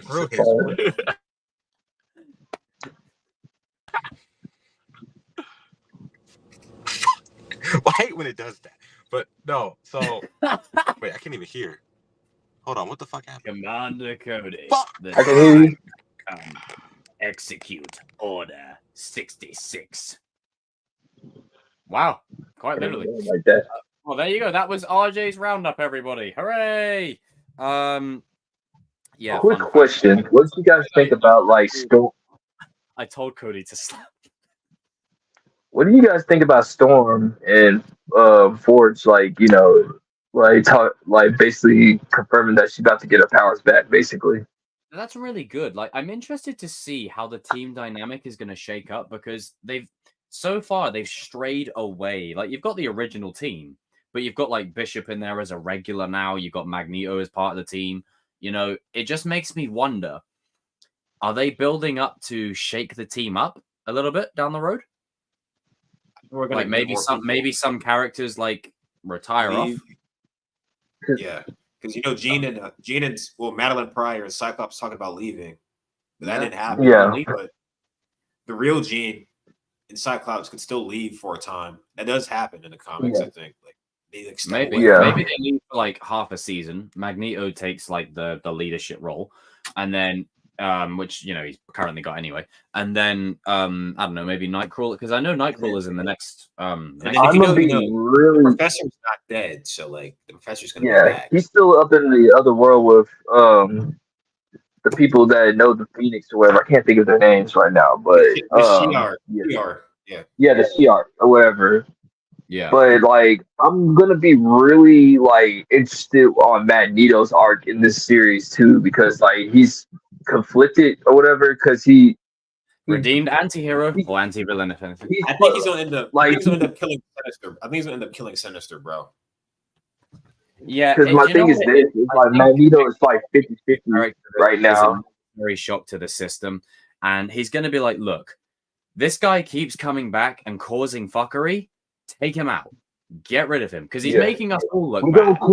We don't kill people, and it goes back to that theme of no matter, like, we know Charles is coming back, but this is why you need Magneto, because he's the one that's going to say, hey, he keeps coming back, cause fuckery, kill him, get rid of it. I had a thought. What if Scott does it? Because in the comics, that would be so satisfying. Scott's whole thing is when the professor is gone, Scott kind of drifts towards more Magneto's ideology because like Sinister, if you know anything about Sinister is obsessed with Scott and Jean. Like he's obsessed he's basically muting Hitler. Yeah, he basically wants like Scott and Jean's to like make the ultimate warrior or whatever. Like that's what he wanted Cable to be, and he keeps trying to make that happen. So what if Scott's like, I had enough of this dude. He's the reason my son got sent away. He's the reason my wife turned out to be a clone. He won't go away. I'm gonna have to kill him. Everything from me. Yeah, and like Magneto basically saying like dark side, basically. Because Scott is gonna probably say like, Magneto, listen, man, like you're the leader. If you give me the authority to go kill that bastard and everything, I'll do it and everything. And you know, Magneto, he's gonna smile about it. He's gonna say like, well, maybe they do a reverse. Maybe it starts with Scott wanting to kill him because of all the anger and the rage and the resentment. But because he's Xavier's like main guy, he goes, you know what? This isn't what Charles would want me to do. But then Magneto steps in and says, luckily, I'm not Charles. Yep. Because like Magneto even said in the first episode. I mean, the second episode, he says like, "Yeah, Charles is a fool. Like, what are you giving me all this stuff?" Is Cyclops goes on, let's say for the sake of discussion, a Luke Skywalker type of arc where he's like, "I'm going to kill you," but then he pulls himself back. He doesn't cross that line, which is what Charles would want him to do. But Magneto does it instead. Like, exactly. And like if Scott crosses that line, he's then no different from the Brotherhood. He's no different from anyone else. And then it goes against Xavier's whole thing. But Magneto will be like, hey, this ain't my first rodeo. I'll take him out. I'll take it. And then that's a respect between. And remember, like this is Magneto's X-Men. Like he says, you guys belong to me now. Like, so if you guys feel like you gotta take somebody out, I give you the total authority to do it and everything. Like, or it's just like he has the attitude of like, okay, you don't have to do it, but I'll do it. Yeah, because even last episode, Magneto was like, Sinister's like, we need to get rid of him. He keeps trying to. He's a threat to the mutant kind. He keeps trying to mess with our genes, and he keeps doing fuckery. Sinister is basically the worst of the humans. I think he's even worse than like Trask and those guys, because Sinister is just like, I don't hate mutants. I'm gonna use mutants to do my experiment. I put it this way: Like if you out do mutant supremacy with Magneto, you know you crazy, bro. Like, Yeah. because like Magneto wants to rule over all mutants or whatever, or whatever. But like Sinister, he wants to rule over mutants and make experiments and make the perfect mutant and everything. It's freaking weird. Like, It does indeed. It's a little bit strange, and I think he's obsessed with Scott and Jean, dude. It's really weird. I think what's going to inevitably happen is I think as much as comics and cartoons bring characters back from the dead all the time, they could easily bring Mr. Sinister back if they kill him off down the road. But I think for the sake of the storyline and giving it some bottom and some gravity, Mr. Sinister by the end of the season, dead. Kill him off. And you know what this also shows us? There's rumors that the MCU X-Men, when they get to that, they want to use Sinister as the first big bad. So they're kind of using this to like. I like that. I'll be okay with that. That's good. How do people feel about Sinister? They're trying to like see how people feel about him before they do it. I feel great villain. He never gets the spotlight as opposed to the others. Yeah, they just kept the Fox verse. They were finally teasing him in the New Mutants, and it ended after that. Yeah, I mean, they even teased him, I think, at the end of Apocalypse, and they said they had a great actor for him too, John Hamm, great actor by the way. Oh, he would have been great. I think the original idea was that Mr. Sinister was going to because you know how like Havoc, there was no body found of Havoc, nothing. Yeah. Like they made it so apparent that he just disappeared. Like he wasn't in the blast. Quicksilver's like, I'm pretty sure I got everyone. There's a theory that Mr. Sinister actually took Havoc before, like just as it exploded, took Havoc out of there. So when Quicksilver gets there, Havoc wasn't there. So then they the Scott versus Havoc storyline. And it makes sense. He's obsessed with Summer's family. So let me ask you this. And then Dark Phoenix. So you guys remember watch as well, Darius, by the way. You guys remember in Days of Future Past or whatever, you know how like Magneto and Charles was having that argument, and like you know how Professor X can get self-righteous in his own theories or whatever, and then Magneto had to set him straight like, well, where were you, Charles, when your students were getting hunted down? Where were like he was showing them all the pictures or whatever, like the mutants that he that wrote became part of his brotherhood or whatever, and like he was basically saying you were hiding everywhere, Charles. Where were you and everything? Like I'm thinking that like Mr. Sinister might have tortured those guys too or whatever. Like Yeah, they never said it was. They never explicitly said it was just like the Sentinels and Trask. It could have been some other stuff. And then even in New Mutants, which is not a good movie, but it has some interesting stuff. Like the whole like facility at the end, like the facility they were at the whole time, it was called Essex, and that's Mr. Sinister's name. It's Nathaniel Essex. So like, he was behind like the mutant facilities where they were like testing them and stuff. Even in Logan, that sort of stuff with like the cloning of like Logan and like X-23's creation, all that stuff Sinister would do. Like he would take your DNA, make like new mutants out of you, make clones out of you. That's the kind of stuff he was always there in the Foxverse. I would not be surprised if he's been part of the CIA, so that way he could get like part of like get some DNA or whatever. Like if you think about it, they kind of gave Mr. Sinister like his story to William Stryker. If you want to keep it a buck in X-Men 2. Yeah, they did. They did. And then like in the MCU, we already have High Evolutionary, who is basically High Evolutionary is Mr. Sinister's mentor. He basically taught him everything he needs to know about. Yeah, so they basically planted the seed for it already. And High Evolutionary is still alive. He never died because James Gunn confirmed that they pulled him out of the ship before it exploded. That's how you introduce Mr. Sinister then. Yep. Because like, could you just imagine High Evolutionary? He's in another studio is still setting up the next wave of movies. And he said that he had been to Earth before. Mr. Sinister, High Evolutionary said he'd been to Earth before in the movie. Wow. So he probably just said like, and he'd probably be mad at Mr. Sinister. You already know High Evolutionary is probably mad at Mr. Sinister. You were my number one pupil. You didn't do anything with these people. Seriously, like I gave you everything that you need to know. Like, it's like I gave you everything that you needed to know. I think a good group, I suppose, before we transition, a good group to bring in for the '97 show even in general, is the Hellfire Club. I think that's gonna happen. Yeah, that's gonna happen. It's in the trailer. They already is. Teased It's it. in the trailer or whatever. Emma I just Frost. hope they Emma don't. Frost and the crew. Mm-hmm. Yeah. Just hope they do not. Sure, I hope they showing up in the next episode, isn't he? Huh? hope they do not show the mutant Gala man because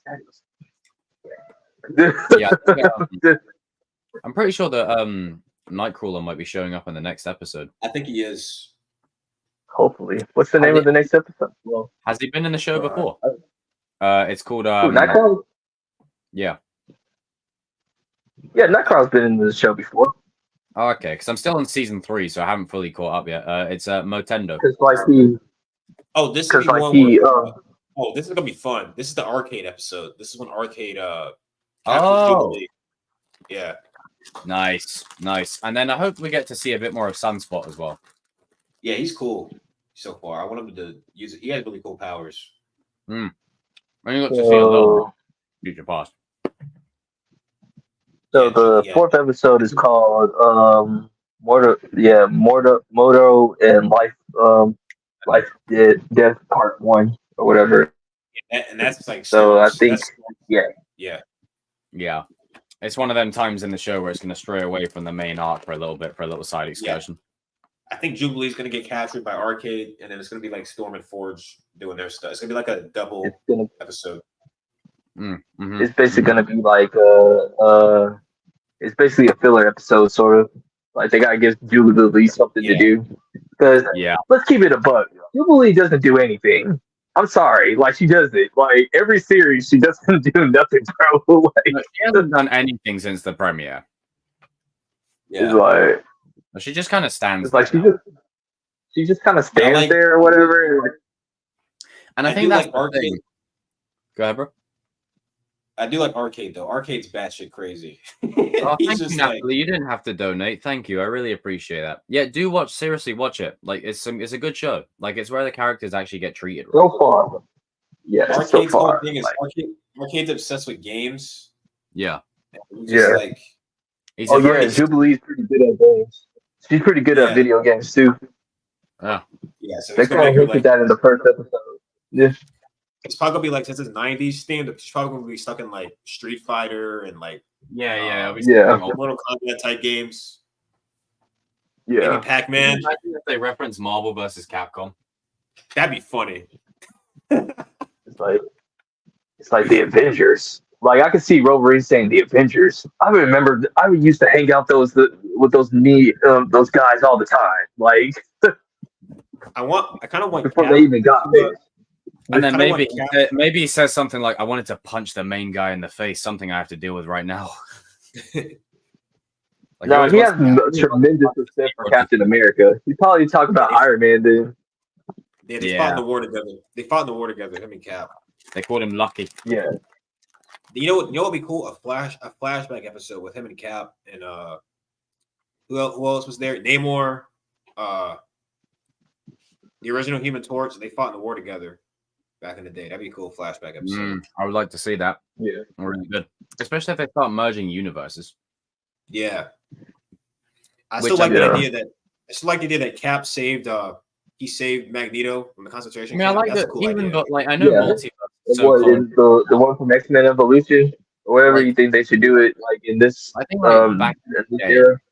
With all the 90s shows that we all, as fans, we all connected them anyway. Like they were like, yeah, we were all like, while watching them, we were like, yeah, these can fit with the other. So it's just Spidey nice. did show up. Spidey has shown up a few times. See them work together now. Yeah, Spidey did show up a few times in X-Men. Yeah, he did.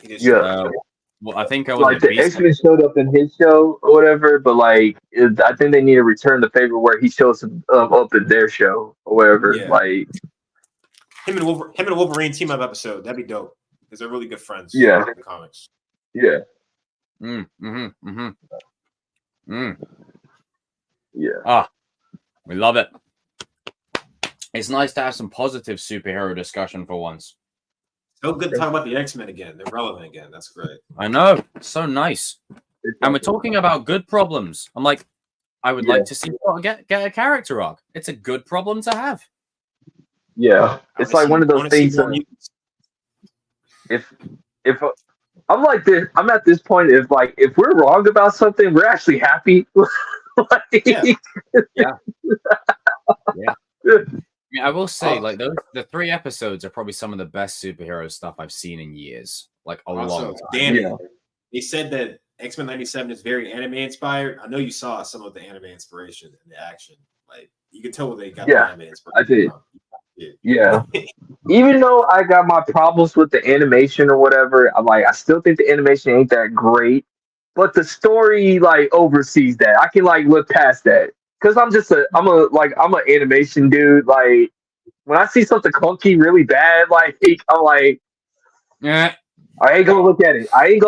We're staying positive. The story's really good. Like that's all that matters or whatever. Like Fair dues. Fair dues. What is the next topic, Mr. Watkins, sir? oh, TCK gonna arrive in the next 10 minutes. So like there's supposed to be some type of like I don't know, remember it was like a debate between which movie was better, like High School Musical 2 or like Lemonade Mount or something. I mean, I'll be real, it's like half 2. I'll be real, it's like half 2 in the morning here. I'm getting really sleepy. So we can definitely save it if you want to do it next week. Yeah, I just say. Yeah, TCK said he gonna be here in the next 10 minutes. So like it's 2:30 in the morning for me. I'm sorry. It's 2:30 in the morning. I mean, it was really me and RJ versus TCK. RJ is not here, so it's just like I'm up to it. But I mean, if it's Jacob's tired, I mean, we can. I got a paper right. I think it's one of the like based on what I saw in that little discussion. I think it's one that could go on for a while because I had to interrupt you guys to say, "Hey, shut up! We need to end the stream now." After a while, so I think it could go on for a stretch of time. I think do a post-credit tease, if you will, a post-credit tease. All right, I'll lay out my argument. All right, Lemonade Mouth. I love High School Musical. I do, especially the second one. The second one's the best out of the 3 by far. But if you take our nostalgia goggles off, Lemonade Mouth is just a better movie. I'm sorry, High School Musical is more memorable. Well, just because something's more memorable, does that make it better? Last Stand is memorable for all the wrong reasons. I'm not saying High School Musical is a last stand, but it's Lemonade Mouth. I gotta change the background actually. Lemonade Mouth has better songs, has a more engaging and a more original story. I mean, we all love. But they did have a typewriter. Detroit, like they had a typewriter though, man. Troy Vanessa's shit, like that shit got old, bro. Like, can we stop? Can we stop? Gabrielle, I mean, can we stop doing this shit? Like, it's literally they broke over some stupid stuff and High School Musical too. Like why are we doing this? This is tiring. My brain rotted with that. You know it's not going to stick. So why are we doing it? You got to go. Yeah, why do it in the first place when inevitably they're just going to get back together? Like, and then they do it again in 3. But that's not the story. I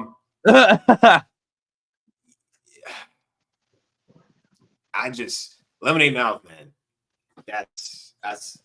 I'll take my arguments for when we really do. That's the thing. I never actually watched any of. Unfortunately, I rewatched both of these movies just for this event. So like, I'm like, y'all two, man, like y'all made my brain rotted for a minute, dude. I'm like, oh my goodness. Maybe because I'm older. You're on about. I'm just. Maybe it's because I'm old. Maybe it's because I'm older or something. That's probably what it is. There we go. You look like you're just like. Because I couldn't hear anything.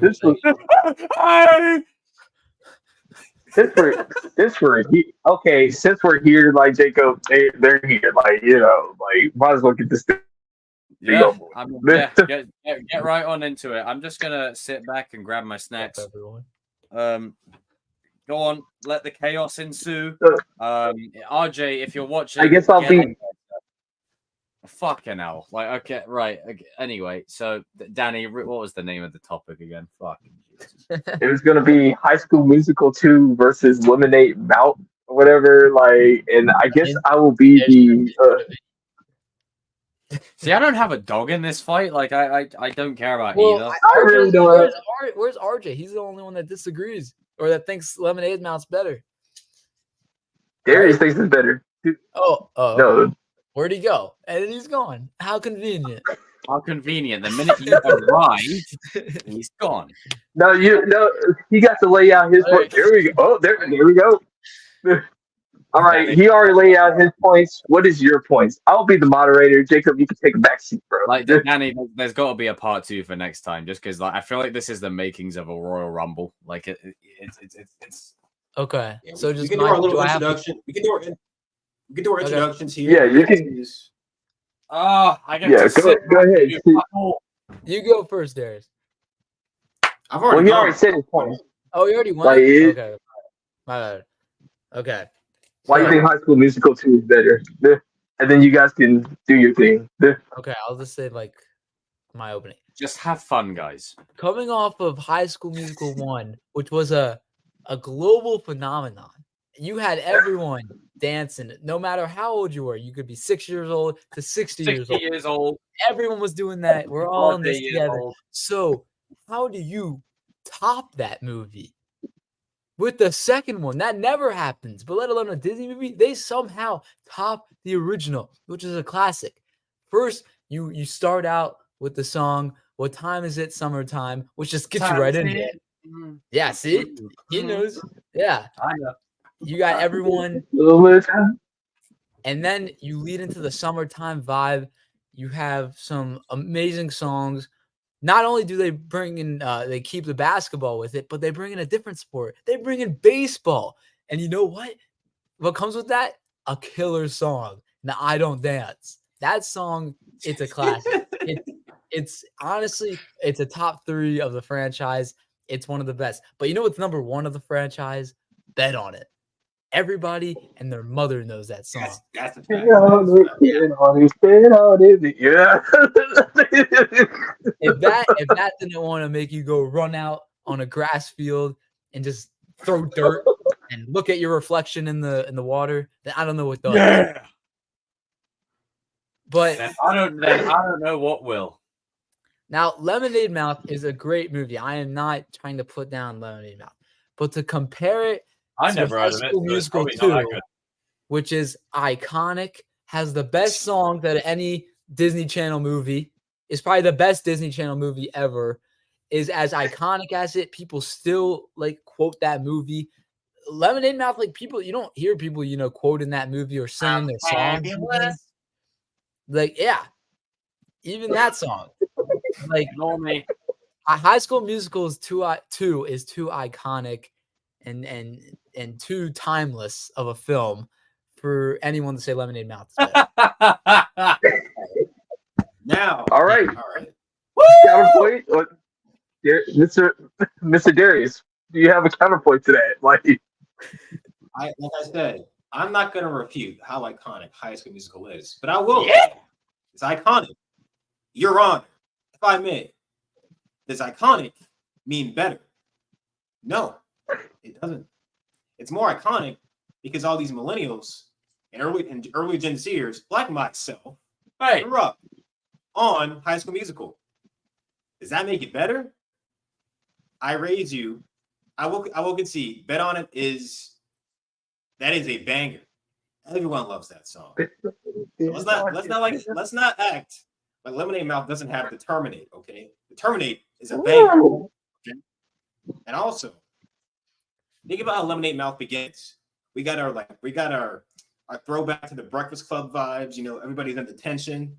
It's like some Breakfast Club type shit, and it's like the movie's about rebelling against the system. Okay, it's the powers that be. We're going against the man that wants to take away the lemonade machine because of what happened. Rebelling against the popular kids and the band. That kind of feel good underdog story made you feel like you could do something, like you could be something. You can made you spin feel this, good. Stick in between your fingers with absolute ease. And it was relatable. Like who didn't get detention in high school or middle school? Like I love High School Musical too, but like the whole country club thing is like, how many people grew up near a country club? That's not relatable. What's the That country ain't, club? that ain't my life. Well, what's wrong? Like the tension gets sticking it to the popular kids. I can relate to that, you know? And like it's a story about found friendship. And like I said, when the school was on some bullshit, trying to take away the lemonade machine, you knew what time it was, you know? They rebelled. And I can identify with that. And so can a lot of other people. And some people not talking about lemonade mouth, let's be real. It's because our generation hasn't gotten old enough, hasn't gotten as old as these guys yet to spread that awareness. But when we do, you best believe I'll be singing this movie's praises, okay? When I get to be that age, you know I'll be singing. Lemonade Mouth's gonna be one of those ones. It's already being discussed. I accept it. Underrated gem, no? And when we get to that point, y'all just wait, bro. Lemonade Mouth is gonna come back. It's still relevant. We're not old enough to make it that relevant yet, but we will be. That is my argument. Counterpoint, Mr. TTK. Okay. Yes, I agree that Lemonade Mouth is more relatable, sure. But when you go to the movies, when you watch a movie, do you want it to be like, oh, I can relate to that? Or do you want to be transferred to another, like, you know what? I like this. I like to think I'm here. And this movie makes me feel like I'm here. High School Musical 2 makes you feel like you're in that country club. High School Musical 2 makes you feel like you're singing on these songs. You're working a summer job. It's just a great summer film and a great movie in general. Now, both movies have some, pretty iffy acting. I'll say for both. That's Disney Channel acting. That is a fact for both and every Disney Channel movie ever. But there's just some scenes in Lemonade Mouth where they're just trying to be too dramatic for Disney Channel, if you know what I mean. There's stuff in that where it's like the dad's with a new wife and the wife's like 20 years younger than him. Like, we're on Disney Channel. Why? I don't want to watch. You know what I want to see? I want to see Zac Efron running on that field, looking at his reflection, singing to himself. That's what I want to see for a Disney Channel movie. If I'm being real, not some dad whose new wife is 20 years younger and the son's upset about it because he's like 2 years older than him. But that's not what I want to see in a Disney movie. This Lemonade Mouth is trying to be too mature for what it should have been. High School Musical 2 knows exactly what it should have been, and that's why it's a better movie. Okay. Any final thoughts? Is call me. Woo! When High School Musical ends with the main characters performing at MSG, bro. They were at MSG. They made it. They got out of there. They made it. No, after all the bullshit, that the riot band put them through, they got their big triumphant moment where they were at MSG. That's what I want to see. Whatever bullshit you're going through in your life, whatever bullshit your bullies or whatever else trying to push you through, you can make it. You can get to MSG. If you just stick to your guns, you stick with it, and you go all the way. That's a feel-good underdog story. And that's what I go to the movies to see. These kids did not know each other like that. They were in detention. They formed a bond, formed a band, went up against one of the biggest bands, not just in the city, in this like fictional universe that they were in. And they won. And after all the bullshit, all the injuries they endured, after all this stuff going on in their lives, I get what you mean about how dramatic it was.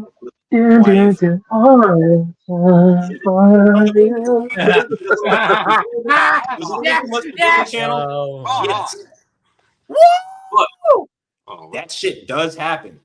And sometimes I say that I can slide this between my fingers with absolute ease, just like effortlessly. You need to see that even when bullshit like that happens, you can push through it. You can make your music. You can make a banger song to terminate. You can get there. They got to MSG at the end. Woo! Okay. All right, CCK, final thoughts. Just going off that, if you're talking about how Lemonade Mouth's about, rebelling and finding yourself. Back now. High School Musical 2 and all the movies do the same thing. They're all trying to find. No, it doesn't. No, it doesn't. No, it doesn't. You wait your turn. Where the hell have you been? No, you shut up. I'm older. No. You shut up. You shut up. Hold on, RJ, he's wrapping up. Hey, people, you're welcome because I forced RJ to get his ass in here with his fucking Whataburger to chime in on this take. Troy Bolton goes on a journey throughout this movie of self-discovery. He has to find himself like in every movie. Hey, let me talk. You have your turn. Okay, let me finish talking. He has to wrap up. Nobody talk when I come back in here. Nobody. Can you mute this guy? We were having a good debate this whole time, and then he comes in. Well, yap. With a little whatever he's drinking. Yeah. I really enjoyed that. Okay. Anyway, the whole movie, Troy's trying to figure out, should he go down, this path, and, to be the basketball player. He's getting like internships and stuff there. And he also has to do, his music stuff with his friends. Happy Easter, everybody. Happy April Fool's. Throughout the whole movie, he's constantly having this, conscious battle with himself, which path to choose. So there is some, real character development and character decisions also in High School Musical too. But it also has, on top of that, better music than Lemonade Mouth. Just on top of that. And I would say in High School Musical 2, every character's not every. Most of the characters are at their best in High School Musical 2 throughout the whole trilogy. So, yeah. I will say, at what point do we admit that Troy and Gabriella got annoying, bro? That shit got annoying. Thank you. Maybe. Oh my God, Troy! What you mean? Oh, wrong franchise. Sorry. What did we get out of it though? A banger song. Yeah. What about he did say that is true. Like, wrong one. Here's my issue with High School Musical, right? And High School Musical, Noah, I will agree with you on this. High School Musical 2 is a banger. You shut up. Bet on it. This is my issue. Bet on it. Bet on it is a banger. Like, we can all agree on that. Like the greatest Disney Channel song. But my issue with High School Musical is that every movie is too safe. The reason why Lemonade Mouth is better because it takes a risk. It wasn't supposed to be successful, and it became a cult classic. And like Darius said, hold on, I'm not done talking. Like Darius what risks said, did it take? What? What risks did it take? What do you mean? What risks? Yeah, besides having the dad date like a 20-year-old. Who cares about that? All right, let the man. That's irrelevant to the story. No, it's not. That's the whole Ginger Kid story. Who cares? Who cares? I'll take it over Gabriella and Troy every movie. I would take those songs any day. Oh Jesus! If it meant them having to break up, No, it's a story about rebellion. It's the Breakfast Club vibe. Like, nah, bro, Disney Channel does like to do that stuff. Yeah, Disney Channel do like listen to your parents. Disney Channel do like listen to your parents. They know what's best for you. And Lemonade Mouth like, nah, bro, fuck that. Fuck what your parents think. Fuck what your teacher thinks. What do you want to do in your life? What do you want to do? Also, I gotta say, to add on to your point, their performances are better in my opinion. Like after a while in High School Musical, it got corny. Like that's not even Zac Efron at his best. Whoa! TPO. No, I'm sitting on that. I'm sorry. No, because that's the well out of nowhere. I'm gonna cry about Gabrielle. Better in Lemonade Mouth. What? How many times did I cry about Gabriella? Like it got annoying. How many times can you cry? What the hell is wrong with you? I'm really asking. How many times can you cry about a Lemonade Machine? I'll take an original one-off film over the same movie in the trilogy. Would you take one Top Gun Maverick over there? Yes. Okay. You have something to respond to. You agree with me, right? What? Danny, you agree with me? Me and Danny are neutral. What? Danny, we're down here. I mean, I'll 2-on-1, but I thought Danny was on my side. Actually, no, you get my seat. There you go. Like what are you saying? Like what am I like agreeing? I want to join in since it's make it a 2v2. I know you agree with me. Everyone did. And I already said my point. Oh, so you're saying which one is better? Like, what's my personal opinion? Which one is better? Since I saw both of the movies. Yeah. There you go. Look, it's an Oreo again. It's an Oreo. There you go. Carry on. I'm gonna look at it objectively. I mean, I'm putting nostalgia aside.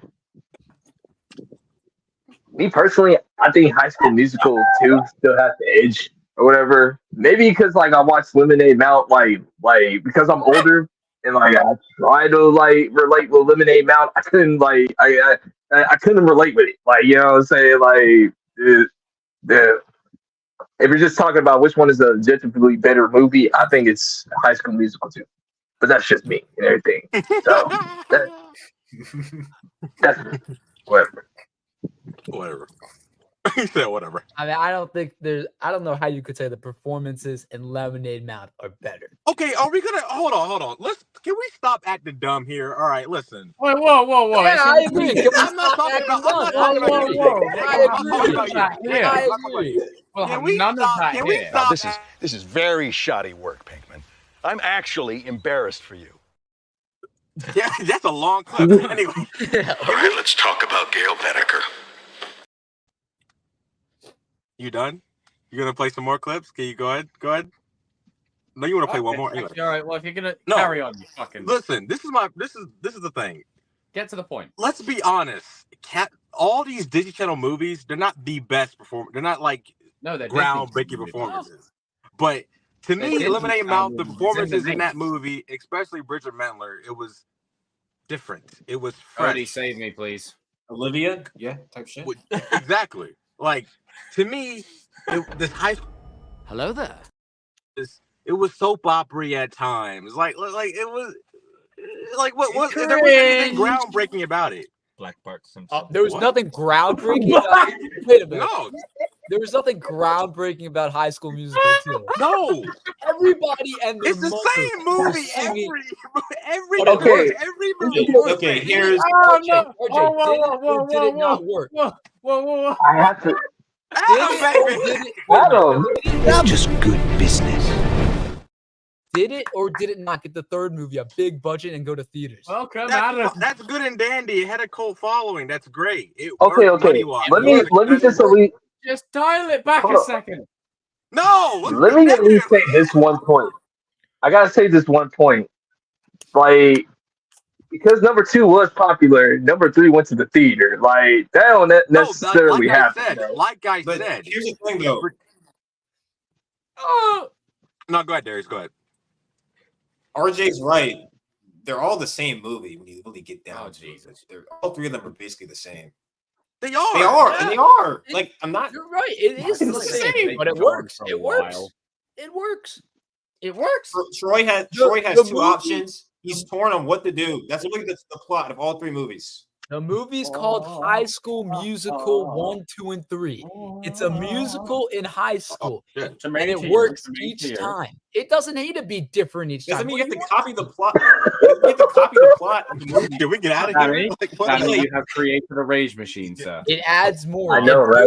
Each one got bigger and bigger. Good, isn't it? We love trolling people. Whoa!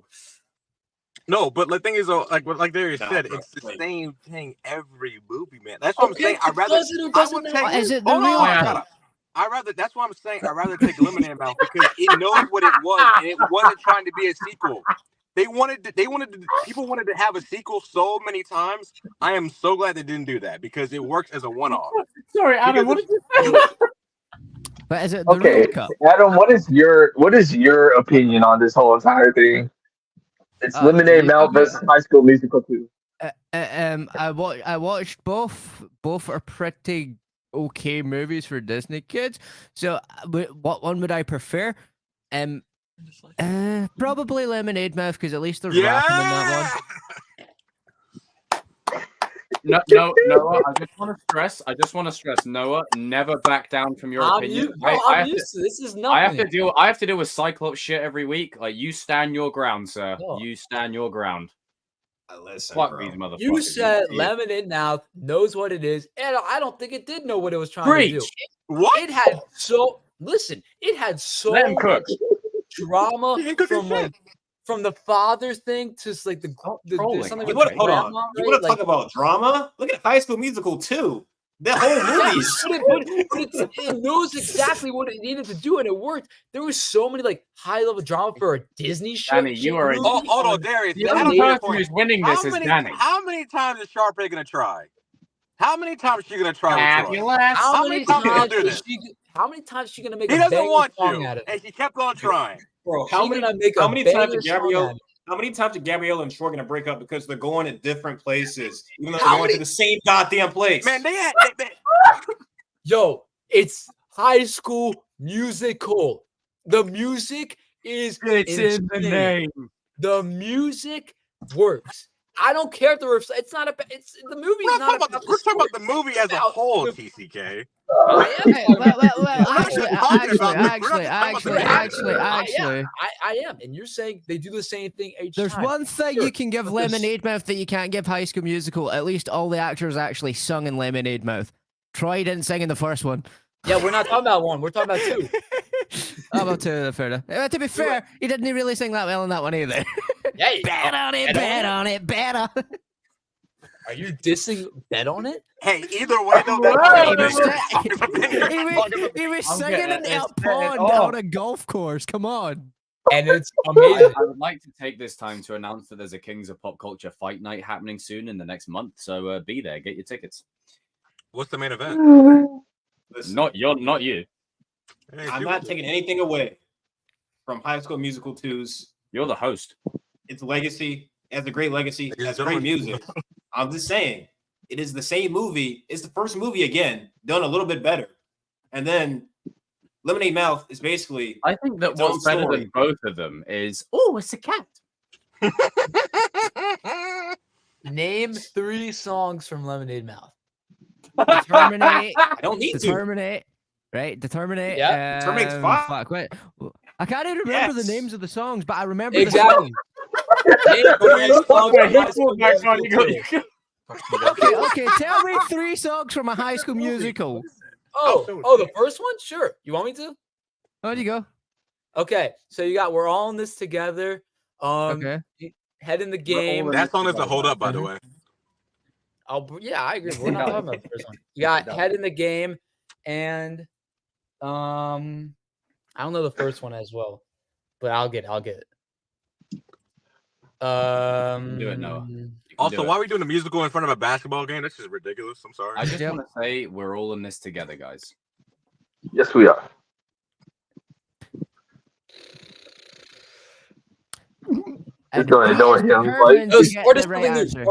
Start something new. Yep, he got it. But High School Musical 2? I'll give him it. Summertime. I never said that High School Musical didn't have the better. High School Musical has the better songs, but in terms of story, Lemonade and they're Mouth both players, musicals. That's such a huge part, though.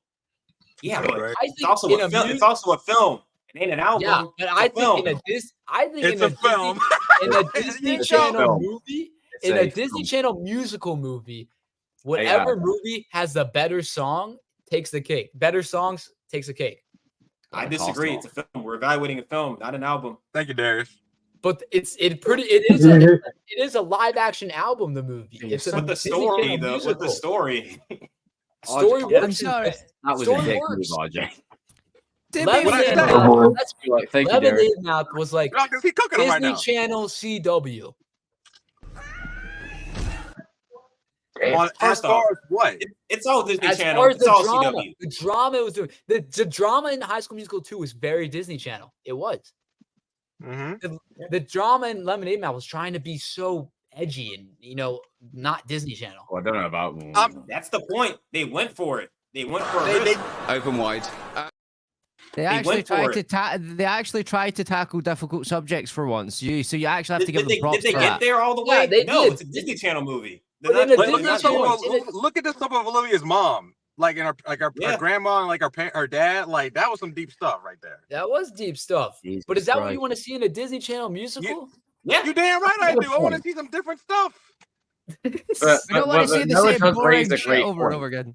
No, No, make does me raise a great connect with the characters, man. I don't need the typical Like I like said. Disney Channel movie. You're a fraud, Spider-Man. Is Lemonade Mouth even in the same stratosphere as the Breakfast Club? Of course, fucking not. Hell no. But it tries to tackle some of the absolutely not, same no, type of mate. themes. It tries to tackle the same Put themes. my foot And down like, on that one. Yeah. I said hell no. I said hell no. Well, God damn. to be fair, no. it wasn't. I would argue it's more of an outsider movie where it's like it shows you Yeah. other concept like like, compared to what other people have seen in I've other missed movies this. before. Because, like, think about it, right? Like, people like in Lemonade Mouth, like the drummer kid. The reason why he wants to play drums is because he's getting forced into football, and that stuff doesn't get talked about in Disney Channel. Like, it's Disney Channel. Like, that's why I've always had a weird relationship with High School Musical. I'm sorry, as much as I think Troy's a cool guy, how can you find him relatable when he's sitting dancing in the hallway with a tea necklace? Okay. Let's be real.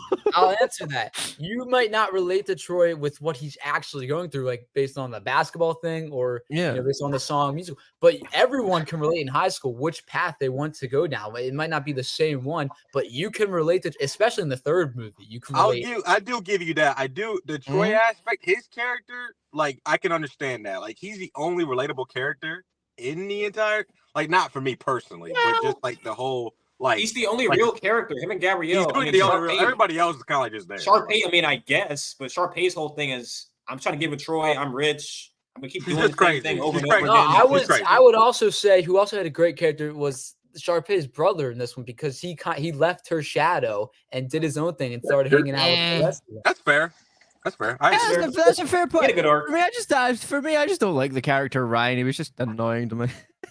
I don't really care for me. Really I'm saying because you guys say you can't relate to them. I'm saying you're looking at it like based on what it actually happened. But the gist of it for me, the reason DCK, come on, it's 2023. We want some representation on our screen. Fuck's sake, come on. It's actually 2024. 2024. Sorry, fuck's Wait, sake. Look, year are we in? 2024 parlay. Let's fucking win. Lemonade Mouth to me reaches. Oh god, I don't want to go back to that year. Lemonade Mouth tries to be deeper. We all know. And does it fully get there? Of course not. It's a Disney Channel movie.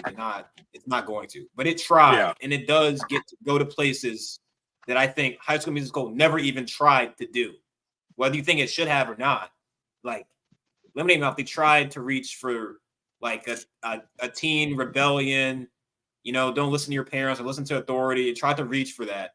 And High School Musical, they half did it, half didn't. Like, they kind of, Troy wanted to do what he wanted to do, but it wasn't really like focused on enough to me. To be fair, that's the one thing I do remember from the first one is the fucking song "Stick to the Status Quo," and it's like "Stick to the stuff you know," and it's like, come on, guys, like they only made a but the movie then at the end of it with goes the pop culture. That. Like that was the point of it. The thing is though, the movie High School Musical, if it was like if it was like a one-off, like just one movie.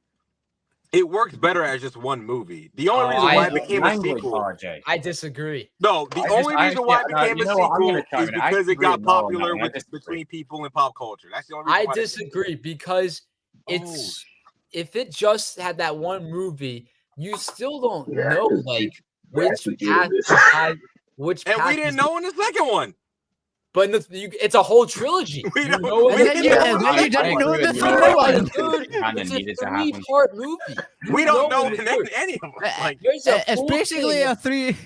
There's a full thing in the full circle moment in the third movie where Troy picks. He's going. Sorry, no, I'm just gonna cut you off. He gets points, guys, because he used full circle. So I think we've got to give him his props there. I'm just saying. But he's going to like a theater school, but he also is playing basketball there. Like he found the balance. Yeah, but couldn't he have just figured that out? The balance in the second one. No, in high school. Couldn't you have not just done that in the first movie though? No, that's what I think. That's why I'm just saying. In one high school is about finding who you are in the real world. And that's what the third one does. It's about finding who you are. You can't find yourself in one movie. Not. It's a whole trilogy where he finds why do that with just one character? You have multiple characters that you're advertising. I think in a way I don't really remember because Troy's the main character. And I'll say, yeah, sure, they didn't do a great job doing everyone else. But I think Troy's, who is the main character, who you're supposed to, and Gabriella, his development, supposed to focus on the most, has a great arc, and anyone could relate to that. Not specifically, but no, I agree with you on the whole. I agree with you on the whole thing about like you can't find yourself in like one movie. But my issue with it is they advertised it as more. It's more than just Troy, and then they didn't do anything with these other characters. My issue is that instead of use a second and third movie, it's just ridiculous to me. Instead of having multiple conflicts throughout the entire, like Troy's trying to find different aspects of himself, it's just the same conflict, copy and pasted every movie. It's also can we just be realistic? The only beef that he ever really had is that his friends were bitching about the fact that he didn't want to play basketball, and then his girlfriend was like, "You don't spend enough time with me." But is that not a real thing? That's Is that not yeah, real? it's a real thing. That's a real thing. That's a real thing. It's a real thing. That's But at the same That's a time, real thing. it's a That's a real real thing. thing, But it Adam. doesn't Come mean on. it's a real thing, but it doesn't mean it's justified. Come on, like. Oh, the boy fucking who? He can't be around as much. You know he's trying to achieve his dreams, so fucking let him Yeah, go cut for that it. Mary Stop Jane bitching. bullshit out.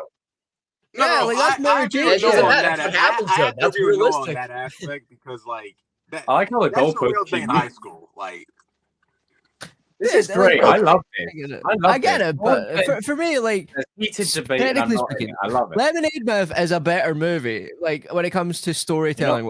High School Musical was so successful because it came out at a time where all the wee prepubescent girls were like, "Oh my god, Troy!" Like that's the only reason why it was what you like doing, No, Danny. what? No. Yes, it's we true. all- we I'm all currently like having High any guy friends that No. like it. No. Okay, we I all- can. No, All no, right, we guys. all All like right, High all School right. We can like wrap this up. No, Everybody, I'll do all my right. closing. Okay. All right. Noah, final closing point. Then Adam, then Darius, and then RJ. Noah, closing point. I've already said my closing point, but like High School there's a reason. There's just a reason High School Musical 2 is still talked about, still sung about, still today. Yeah, just bet on today. it. Bet on it. Let's just say it. It's just bet No, on it. that is not true. Yes, it is. People, no. Yes, it is. Let him have his point. It's baseball TCK's scene. time. Fuck his point. Yeah, I agree, Cody. Shut up, RJ. You shut up. You shut up. And- Let the man talk. Don't Stop tell me cutting shut him off up. because you got your This is closing arguments. You say ever you take say a debate Lemonade class? Mouth knows what it Cody, needs to slap him, please. High School Musical 2 knows what it needed to be. It needed to. We got a nice microphone up here. Go ahead. No, go ahead. High School Musical 2 also knew exactly what it needed to do. It's not. It I doesn't can't need wait to be to meet something. you, Cody, man. It doesn't need to be Yeah. something completely I know different. you put, It's stuff about in these there. kids in high school, and a movie just builds on that and makes it more dramatic, which is exactly what a sequel should do. Not change the first one completely, but build on it. And I think that's what High School Musical 2 did, especially with Troy, who has a great arc the whole movie. And not to mention the music, it's the best out of any Disney Channel movie. I don't think there's any debate there. And that's a huge part because they're both musical movies. The movie's called High School Musical, and that's a huge part that should be brought up in this. And I think, like I said, I think all the characters or most of the characters are at their best in this movie with their songs, with, how they act in this one. And they're more likable in this one besides, Sharpay, who's never like, but I think the rest of them are a lot more interesting in this one than in Lemonade Mouth. Lemonade Mouth, I watched it all the time growing up. I can't remember really anything about those characters specifically besides the added drama they put on it, which I think they were trying to do too much with some of that. I think it was too advanced for Disney. You can say they tried to do it, and I give them props for trying to do it. I think it went a little bit too far. High School Musical 2 knew exactly what it needed to do, and I think it succeeded with that. That wasn't. Oh, I don't believe it. Kenny would whoop his ass. What'd you say? I'm messing with you. That Adam, wasn't close. closing point. Right. You know what my closing point Adam, is, closing right? point. My closing point, right? This is the best one, right? My closing point. One movie has Shooter McGavin, and one has an up-and-coming guy that eventually became good. Let's just be real. I'm taking Shooter McGavin. What? He said Lemonade Mouth, so I'm just saying. Shooter Shooter McGavin wins all the time. Let's be real. Darius? Now, this is what I've missed. Darius? I've been saying when it comes to actually having relatable things that are going on in the movie, how relatable is Olivia dealing with stage fright and panic attacks? This Disney movie actually depicts a realistic panic attack, which you think Disney would ever stray anywhere close to that kind of commentary, like some real shit, like panic attacks. And this is what I mean when I say High School Musical, it did what it set out to do, almost damn near flawlessly, especially the second one. High School Musical 2 did what it set out to do, like damn near flawlessly. But when you're aiming here, it's kind of easy to do that. But when you're aiming up a little further up there, like when you're talking about like children with problems at home, like unstable homes, like panic attacks, stage fright, you got bullies, you got also in your brother's shadow and stuff like that. Yeah, like family drama. You got Yep. the school coming down on you, trying to be like, hey, Cyclops. we don't like this. You got the different social classes. Like it's Jason Todd. when you're aiming a little higher, even if you don't get there, I respect the effort a little bit more because there's more effort that has to go into reaching for that because it's a little bit of a deeper movie than High School Musical. I'm not saying High School Musical had to be deep. It wasn't trying to be, but I respect Lemonade Mouth for trying to go there. Right. And they kind of do get there in some cases, not all the times. Sometimes it comes across a little melodramatic, but I mean, it's a Disney Channel movie. They're all melodramatic. To be fair, I just remembered something whilst you said that, Darius. One of the most favorite scenes on that movie was when they're all sitting together singing the song about actually being there and actually having each other's backs. That was a very powerful moment in that movie, and you don't get a lot of that shit. Real shit. You don't get shit like you don't get stuff like that normally in Disney movies. Also, what Lemonade Mouth does is like it talks about how school systems look down upon. RJ, this is your closing point too. They force you to conform. You know, I didn't even hear what you said, but all right. You got to do things our way. You know, they try to force you to do that. You got to do it this way. You got to do this. You know, and I like that they tried to tackle that. They try to put you into one social group. Like, yeah, you're a nerd, or you're a jock, or you're this, or you're that. You got to conform to our rules. Class. Yeah, but Lemonade Mouth is like, no, we're all from different parts of the social group. We all got our own things going on, but we have this one thing in common. We can sing, we can make music, and we're saying F all of that. We're gonna go out here, we're gonna defeat the biggest band there is, and we're gonna make it to MSG. Like I said, they went from singing a song in detention to being an MSG at the very end. And that's kind of fire. That's an underdog story right there. So yeah, that's my closing argument. I like how wearing a lightsaber. Okay. RJ, final point. Before RJ reads his final point, I just want to read this excerpt for Noah here. Even if everyone is telling you that something wrong is something right, even if the whole world is telling you to move, it is your duty to plant yourself like a tree, look them in the eye, and say, no, you move. Continue. Final point. Okay, cool. What I was gonna say is one of the things that I feel like Lemonade Mouth does touch upon is the fact that in school systems, oh Jesus, the principal and the board and whatever you want to call it, they just care about the sports programs. They don't care about the creative program. Like I agree with that. With film, music, and that's what this movie touches upon. And not a lot of movies touch upon that stuff, and they took a risk doing that because I've been like we've all been in high school, whatever. I went to all they cared about was the sports programs and all that stuff. And and like Darius said, I feel like the problem with High School Musical, like High School Musical 2, the best out of the three. I think we can all agree on that. Is the second one is the best out of the three. First one's okay, second one's goated, third, but it music, third one was okay. campy. I love the third, but whatever. Third one's all right, but to me, it's the same movie. And I like that Lemonade Mouth didn't overstay its welcome and knew what it was. Get your one-off. It's a one-off, and that's what it didn't overstay its welcome. And I'll say High School Musical. This is like a real life interpretation of what it is, like smashing your figures together.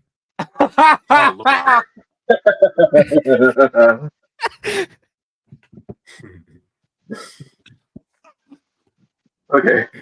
Is that your final point, Mr. RJ? Not really. I could say more, but I gotta drive, so yeah. Well, got you. Safely. Thank you for joining us as well. Like this, like look at this team. We have a full house here. There's 7 of us. Like this right here. I mean, look at these handsome, sexy mofo's right here. Look at this. Look at this American Texan right here. Look at it. It's Mace Windu. Jesus Christ. Look at this handsome boy right here. Look at that. Mature, growing up. Look at him. And you know what? Look at this gentleman. Show me the money. Suave, debonair. Show them the money. And then this guy right here, I mean, Jesus, look at them flowing blonde locks. And then, of course, look at that handsome Vanilla Spice in the corner here. And then there's RJ. Then there's RJ. and that's pretty self-explanatory. He's looking quite sharp too. You know, when is it? He doesn't miss a beat. RJ, turn to the side quick.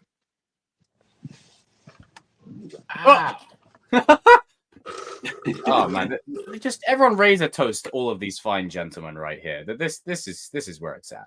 Frickin' hell. I didn't even expect that to actually happen because I was like, okay, we're gonna round off. It's like 2:30 in the morning. No one showed up for the lemonade debate thing. All of a sudden, everyone shows up, and I'm like, I'm just gonna sit my white ass back and just let you fight. It was just nice for once to not be in the debate.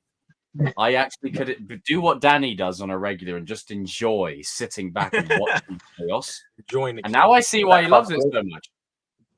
Let it burn. What? Let it burn. What'd you say? I said it. Cyclops what? Anyway, like final thing.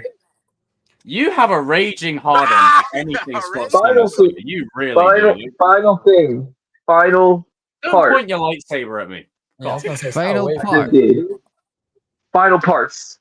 Okay, chat. 3 questions max. That's it. 3 questions. That's it. Within reason. Q&A. Within reason. Q&A. Within reason. Within reason.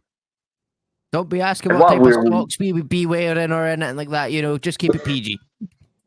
Don't ask what my favorite type of movie is. Jesus Christ. Well, yeah, gentlemen, Jesus. drive safely. Man, I was gonna say, have any of you guys watched Godzilla X Kong though? It's not that bad of a movie. No, not yet. I've heard it's actually pretty decent. I've heard it's got good fighting scenes, and that's about it. I Yeah, love the third act is Look at this question. Now, this is actually a nice question. Oh, Homage was okay. Thank you for asking. I'm glad someone asks a non-pop culture related one. Yeah, what a good question. I had a long weekend. I didn't have class on Friday, so I went home and hung out with my brother and stuff because we were off a Good Friday. Hey, guess what? Duke lost. Yes, that's also you know you need a lightsaber, bro. So then like we can all just start like doing Duel of the Fates, like fighting each other. Solo. I've got a joke in there somewhere, but I don't think oh god. Oh dear. It's Yeah, Godzilla and Kong is I good. need to be blue now. Any scene with the humans is very stupid though, so don't watch. So any scene. Yeah, I half expect. If you're watching a monster movie for humans, then you're watching it for the wrong reason. But it's like they put the only one that can get away with it is Godzilla Minus Point. They put so much human shit in this one. It takes up so much time. It's like, bro, why are we still here? Fights. Yeah. That was pretty good. Darius, I meant to ask you, how do you feel about old boy that was in Jim V passed away with the motorcycle accident? Dude, that's rough, man. That's really sad, man. I really like that actor. I saw him in a few Gen V. He was in a few other things I'd seen. He seemed like he had a future ahead of him. Obviously, when anybody loses their life, actor or not, I mean, I wish condolences to the family and stuff. And I heard it was a motorcycle accident. That's yeah. Yeah, man. That really bummed me out because like he was one of my favorite. He had an interesting character in Gen V with the whole like his dad was a hero and stuff, and the whole legacy theme. But yeah, man, he was like 27, 28. He was young. Yeah. Yeah, that sucks, man. May he rest peacefully. That's right. It is also. Also, Jacob, you do have a point. Going to see Godzilla and Kong, and you expect something different than or you go to watch it for the humans, or like Darius said, who the fuck goes watch it for the humans? That's like going to go see Transformers for the humans. Giant monsters beat the shit out of each other. Like, yeah. But here's no problem with the movie. It's like if the human stuff is brief. Guys, on a quick side note, Finn. Hell no, ain't no niggas that dress up like this. Carry on, Darius. My problem with like the Godzilla and Kong is like there's so much time with the humans. Like, why is there so much time devoted to this dumbass side plot with like I'm not gonna spoil it, but there's this really dumb side plot. That's just like why is this here? Who asked for this? Why does this Like, take so like long? an unnecessary. But I am gonna say one thing: like they were making some Dragon Ball Z type of X moves, man. Like I thought Godzilla was gonna do a Kamehameha wave for a minute, dude. Oh, very good question. Godzilla's doing like suplexes and stuff in this movie. Like he's like for real. He likes suplex. Yeah, he does a suplex on Kong. Okay, Dude, I need to see it now. And his home is the Roman Coliseum. He just sleeps there, bro. Like it ain't no big deal, bro. Wait, oh, I need to watch it now. They've got me sold. Bro, Like Godzilla's basically one punch man. He just basically one shots every Titan he fights in this movie. He literally just shows up and just like he is the trump card you play when you win the whole deck. That's what he is. He's galactic. Because it's really focused. It's really Kong's story or whatever, but Godzilla's just like basically like a side character or whatever. I was actually like, you know, I'm actually kind of happy because Kong kind of got outshined in the last one, in my opinion. Like Godzilla really fucking stole the show. Godzilla's too OP to be the main character. Well, it is the movie. If he's the main character, the movie's over. Well, I know, but like, there's a distribution that you can, you know, like. That's what I'm saying. Like, give Kong the story, let Godzilla blow shit up. Yeah. Like Godzilla's the type of character where it's clearly established he's the more powerful of the two. You point your and honestly, this could be the final one with this universe. To be honest with you, I don't think they need to make any more for this universe. He says it too. Like it doesn't really need to carry on. And I think they're gonna do one more because they still haven't. There's a big monster they haven't used yet. That's basically like the end, like basically like the dark side of the kaiju universe. That's like this is the one. And I thought you were going to kill Noah then. No, it's not gonna kill Noah. I feel like if they don't use Danny accidentally chopping Noah's head off. It's the missed opportunity because they have a whole crew now. They have Godzilla, Kong, and there's another character in this movie that I won't spoil. That's in here. I think I know who it is, but I won't say just so I don't spoil it. They kind of have an Avengers of kaiju now. Oh shit! I actually think that's kind of sick. Like if it. Oh Jesus Christ! If the franchise knows what it is at this point, I think that's really solid. Just to answer your question, Cobra Kai World, and then we'll get back to the Godzilla Kong stuff. I think what will happen, because they were unsure with the whole reboot with Bumblebee and Rise of the Beasts, if what they were going to do, I think you'll most likely see Megatron in the next one. I think it would be a waste and stupid to not bring him in now. But I think you'll most likely see him in the next one. But back to Godzilla and Kong. I might do a Chosen live about Transformers in the week. But back to Godzilla and Kong. Like, if they've got like an Avengers like bunch of kaiju, that's really good. Like, what's the name of the villain that you think will be like the end game villain, if you will? He's called Destroyer. He's like, basically, he's like super overpowered. Or they could do Space Godzilla, who's like. So basically, he gives Godzilla he even gives Godzilla a run for his money. Like Godzilla kind of gets his butt kicked, basically. Yeah, if they do Destroy, Space it's gonna Godzilla. What Space Godzilla? Godzilla lore is fucking weird. Godzilla lore is fucking weird, man. There's that's the thing. Like that's what's funny about it is they. Every fan was like, "Oh, but now Godzilla and Kong have teamed up. Who are they going to fight?" I'm like, they've got loads of kaiju. Bro, like, there is Godzillas that can like destroy the fucking universe, dude. Like it's a whole thing in the other movies. Yeah, Jesus. So there's to so be many fair, though, movies. one thing I've started to notice though with movies, sick. right? We all be having the same opinion of like, what the fuck is this shit these days? So maybe they should just go balls to the walls with it and just have fun. You're like, I mean, this universe is already. I think they're already peaked. When you see the new one, like there's like crazy stuff. It's like just go. There's like that's not a big spoiler. There's like people. There's basically magic in this movie. Yeah, Destroy is this. Damn, Destroyer looks like a freaking worldly demon. Jesus Christ. That looks more like Satan himself than it does a kaiju. Yeah, it looks like a demon. Like the fuck?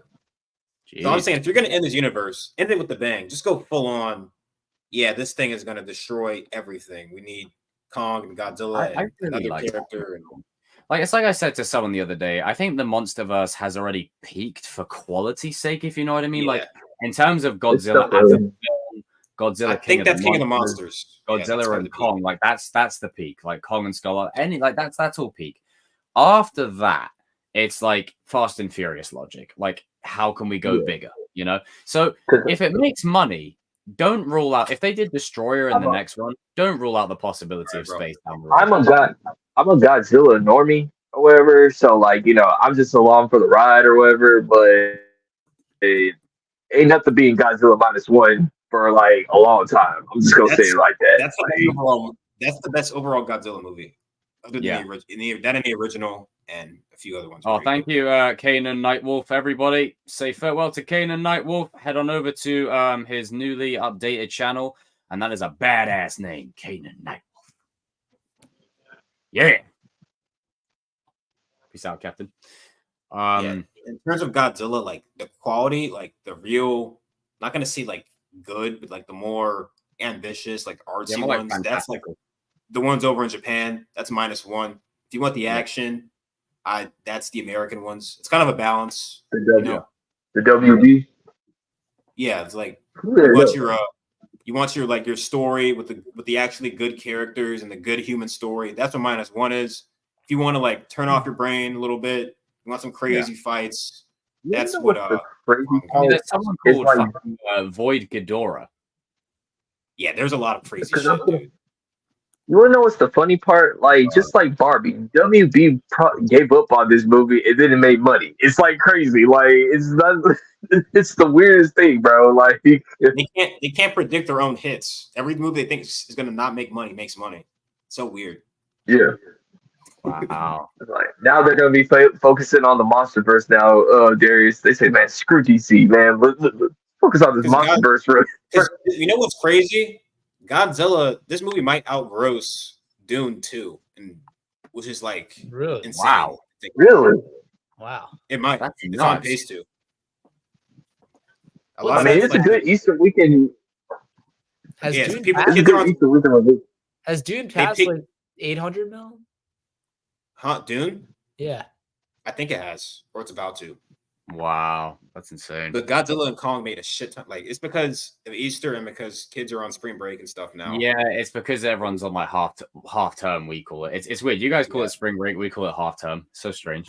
But same concept. All the kids are off. Everyone's like, okay, I'm stuck with the kids for like all day. Let me just take them. Let's go to the movie. I think also a little bit that movie theaters are making a small comeback. Yeah. Not saying the movies that are coming out are so great, but I think after Barbenheimer, movies been going up, so people are going to. I think people are at a point where they're just appreciating cinema again because it's like, I think we got to a point where we took it because it's like, oh, we're in the age of streaming. You know, this could be a good topic of conversation. It's like we're in the age of oversaturated with. I think it's like a little bit of like. I think it was just an oversaturated superhero movies, and that's why people just got tired of going to the cinema. So, like, it's kind of like, hey, thank you, Marvel.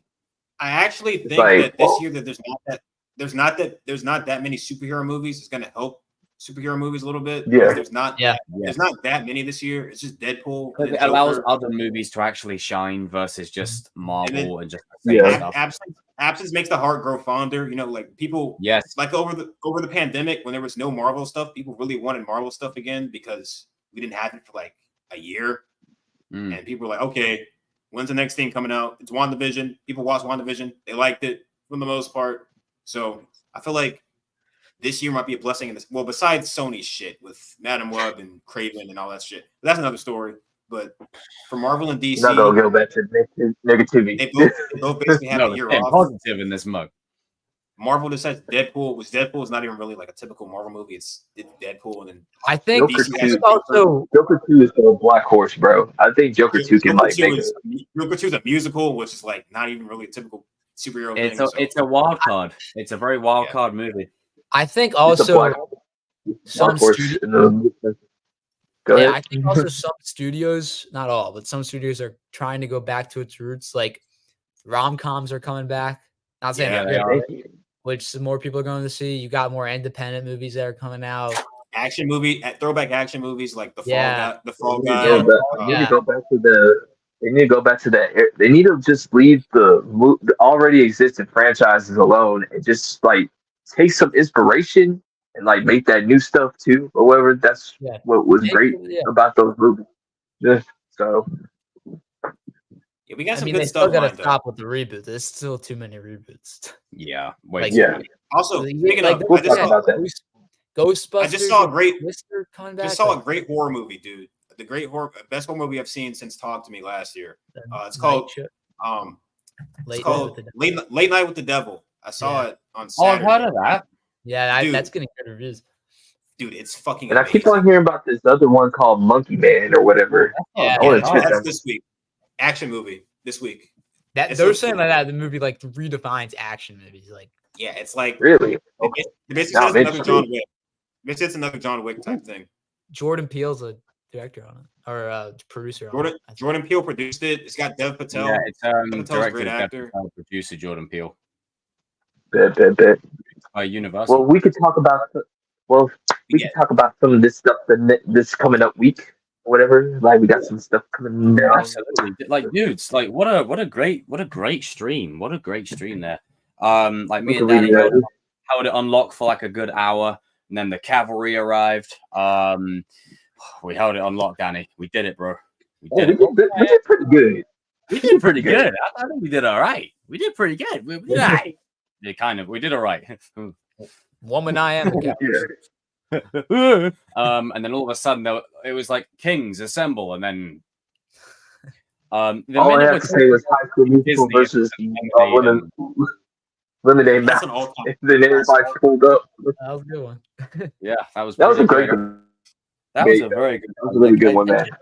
I always say it, but I think it's important because it's always a good point of conversation. And don't troll me when I say this, but when you're one person, I'm not saying you specifically. If you when you're one person that has an opinion against the common grain of everyone around you, it can feel a bit overwhelming of like, oh, I need to cave and I need to falter in my opinion. Stand your ground, sir. So Noah, you stood your ground, you stood firm, you held task. Good shit. That's what we like. Well, we don't like echo chambers. We don't do that. Yeah, well, thank you for that. I have no problem doing that, but thank you, Darius and RJ, for a great debate. It's all out of love. No hatred. Feelings for everyone that chat who's freaking out. Oh my god, how can you prefer it? Yeah, I know you don't think that, but most people I meet can't even debate. So like having a debate, an actual constructive debate with somebody is actually like a refreshing change of pace. Calling you names. I like debate. Yeah, and it's important because then once the debate is said and done, you get to a point where you're like, okay, we've had the debate. Clarity. Yeah, and you learn more about both. Yeah, let's go grab a beer. And it's just never serious. It's always just a bit of fun. Yeah. And at the end of the day, it's just like, bro, we're arguing over what Disney Channel movie's better. Like, it doesn't fucking matter. Like, we're all gonna die one Probably. day. Like, I mean, yeah. There's no sequel. And there's no way sequel. better. Sequel. These are both like 2.5, 3-star out of 5 movies, bro. There's like way better movies. Yeah. I was with a bunch of people and we were talking about cats, and I said the world got to see James Corden as a fat pussy. He was also in the movie Cats, but no one saw that. Goated line. I like how we like have started like lightsaber dueling while everyone was debating. Like everyone's like going at each other, and we're just like, whoa. Okay, Yeah, it kind of it's like a multi-tat. You gotta stop with it. We gotta focus on what's it's Anakin against Mace Windu recreated. Take a seat, young Skywalker. Mace Windu fight back this time. It's that deleted scene that they had that they didn't keep. I'm sorry, bro. Anakin at that point, Mace would have kicked your ass, dude. I'm sorry. Mace would have beat. I'm sorry, dude. At that point, not you, Tony. Hey. If you want a power scale, I'm just saying Anakin would have become stronger, but in Revenge of the Sith, it's Mace Windu. At that current moment, Mace is whooping his ass. Because Mace beat Palpatine straight up. So. Yeah. Oh no, Palpatine. No. George Lucas said he did. He beat it himself. Mace put him on his ass. He says, "Sit your bitch ass down." No, I want Mace to win, but like Anakin has to be bitch. Darius, you gotta bring your lightsaber on a stream at some point, bro. Like we're just like honestly, the next time I'm home, Like, honestly, the prospect of starting a stream with everyone having their lightsaber, like it would be such a freaking. I feel like I started this, but like everyone's got a saber now. Yeah. You know, I got jealous. I was like, Next time I'm home, I'll grab it. But then again, we've all always. I've always wanted one like this since I was a kid, but I never had the money. Me too. But then when you start working, then you can buy shit. Yep. I work. That's usually how it is. Money. Marvelous. Marvelous stuff. Okay, ladies and gentlemen, thank you for tuning in to a great stream. We will see you next week. OGs remember this. Oi! Da, da, da, da, da, da. I had this. Let me give you some royalty-free quiver. 1 second. Where is it? You want me to put the hammer down?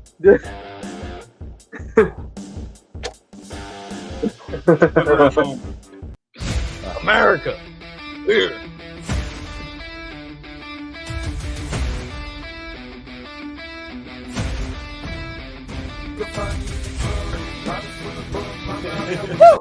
I love that remix so much. It's so dope. Everyone, we'll see you next week.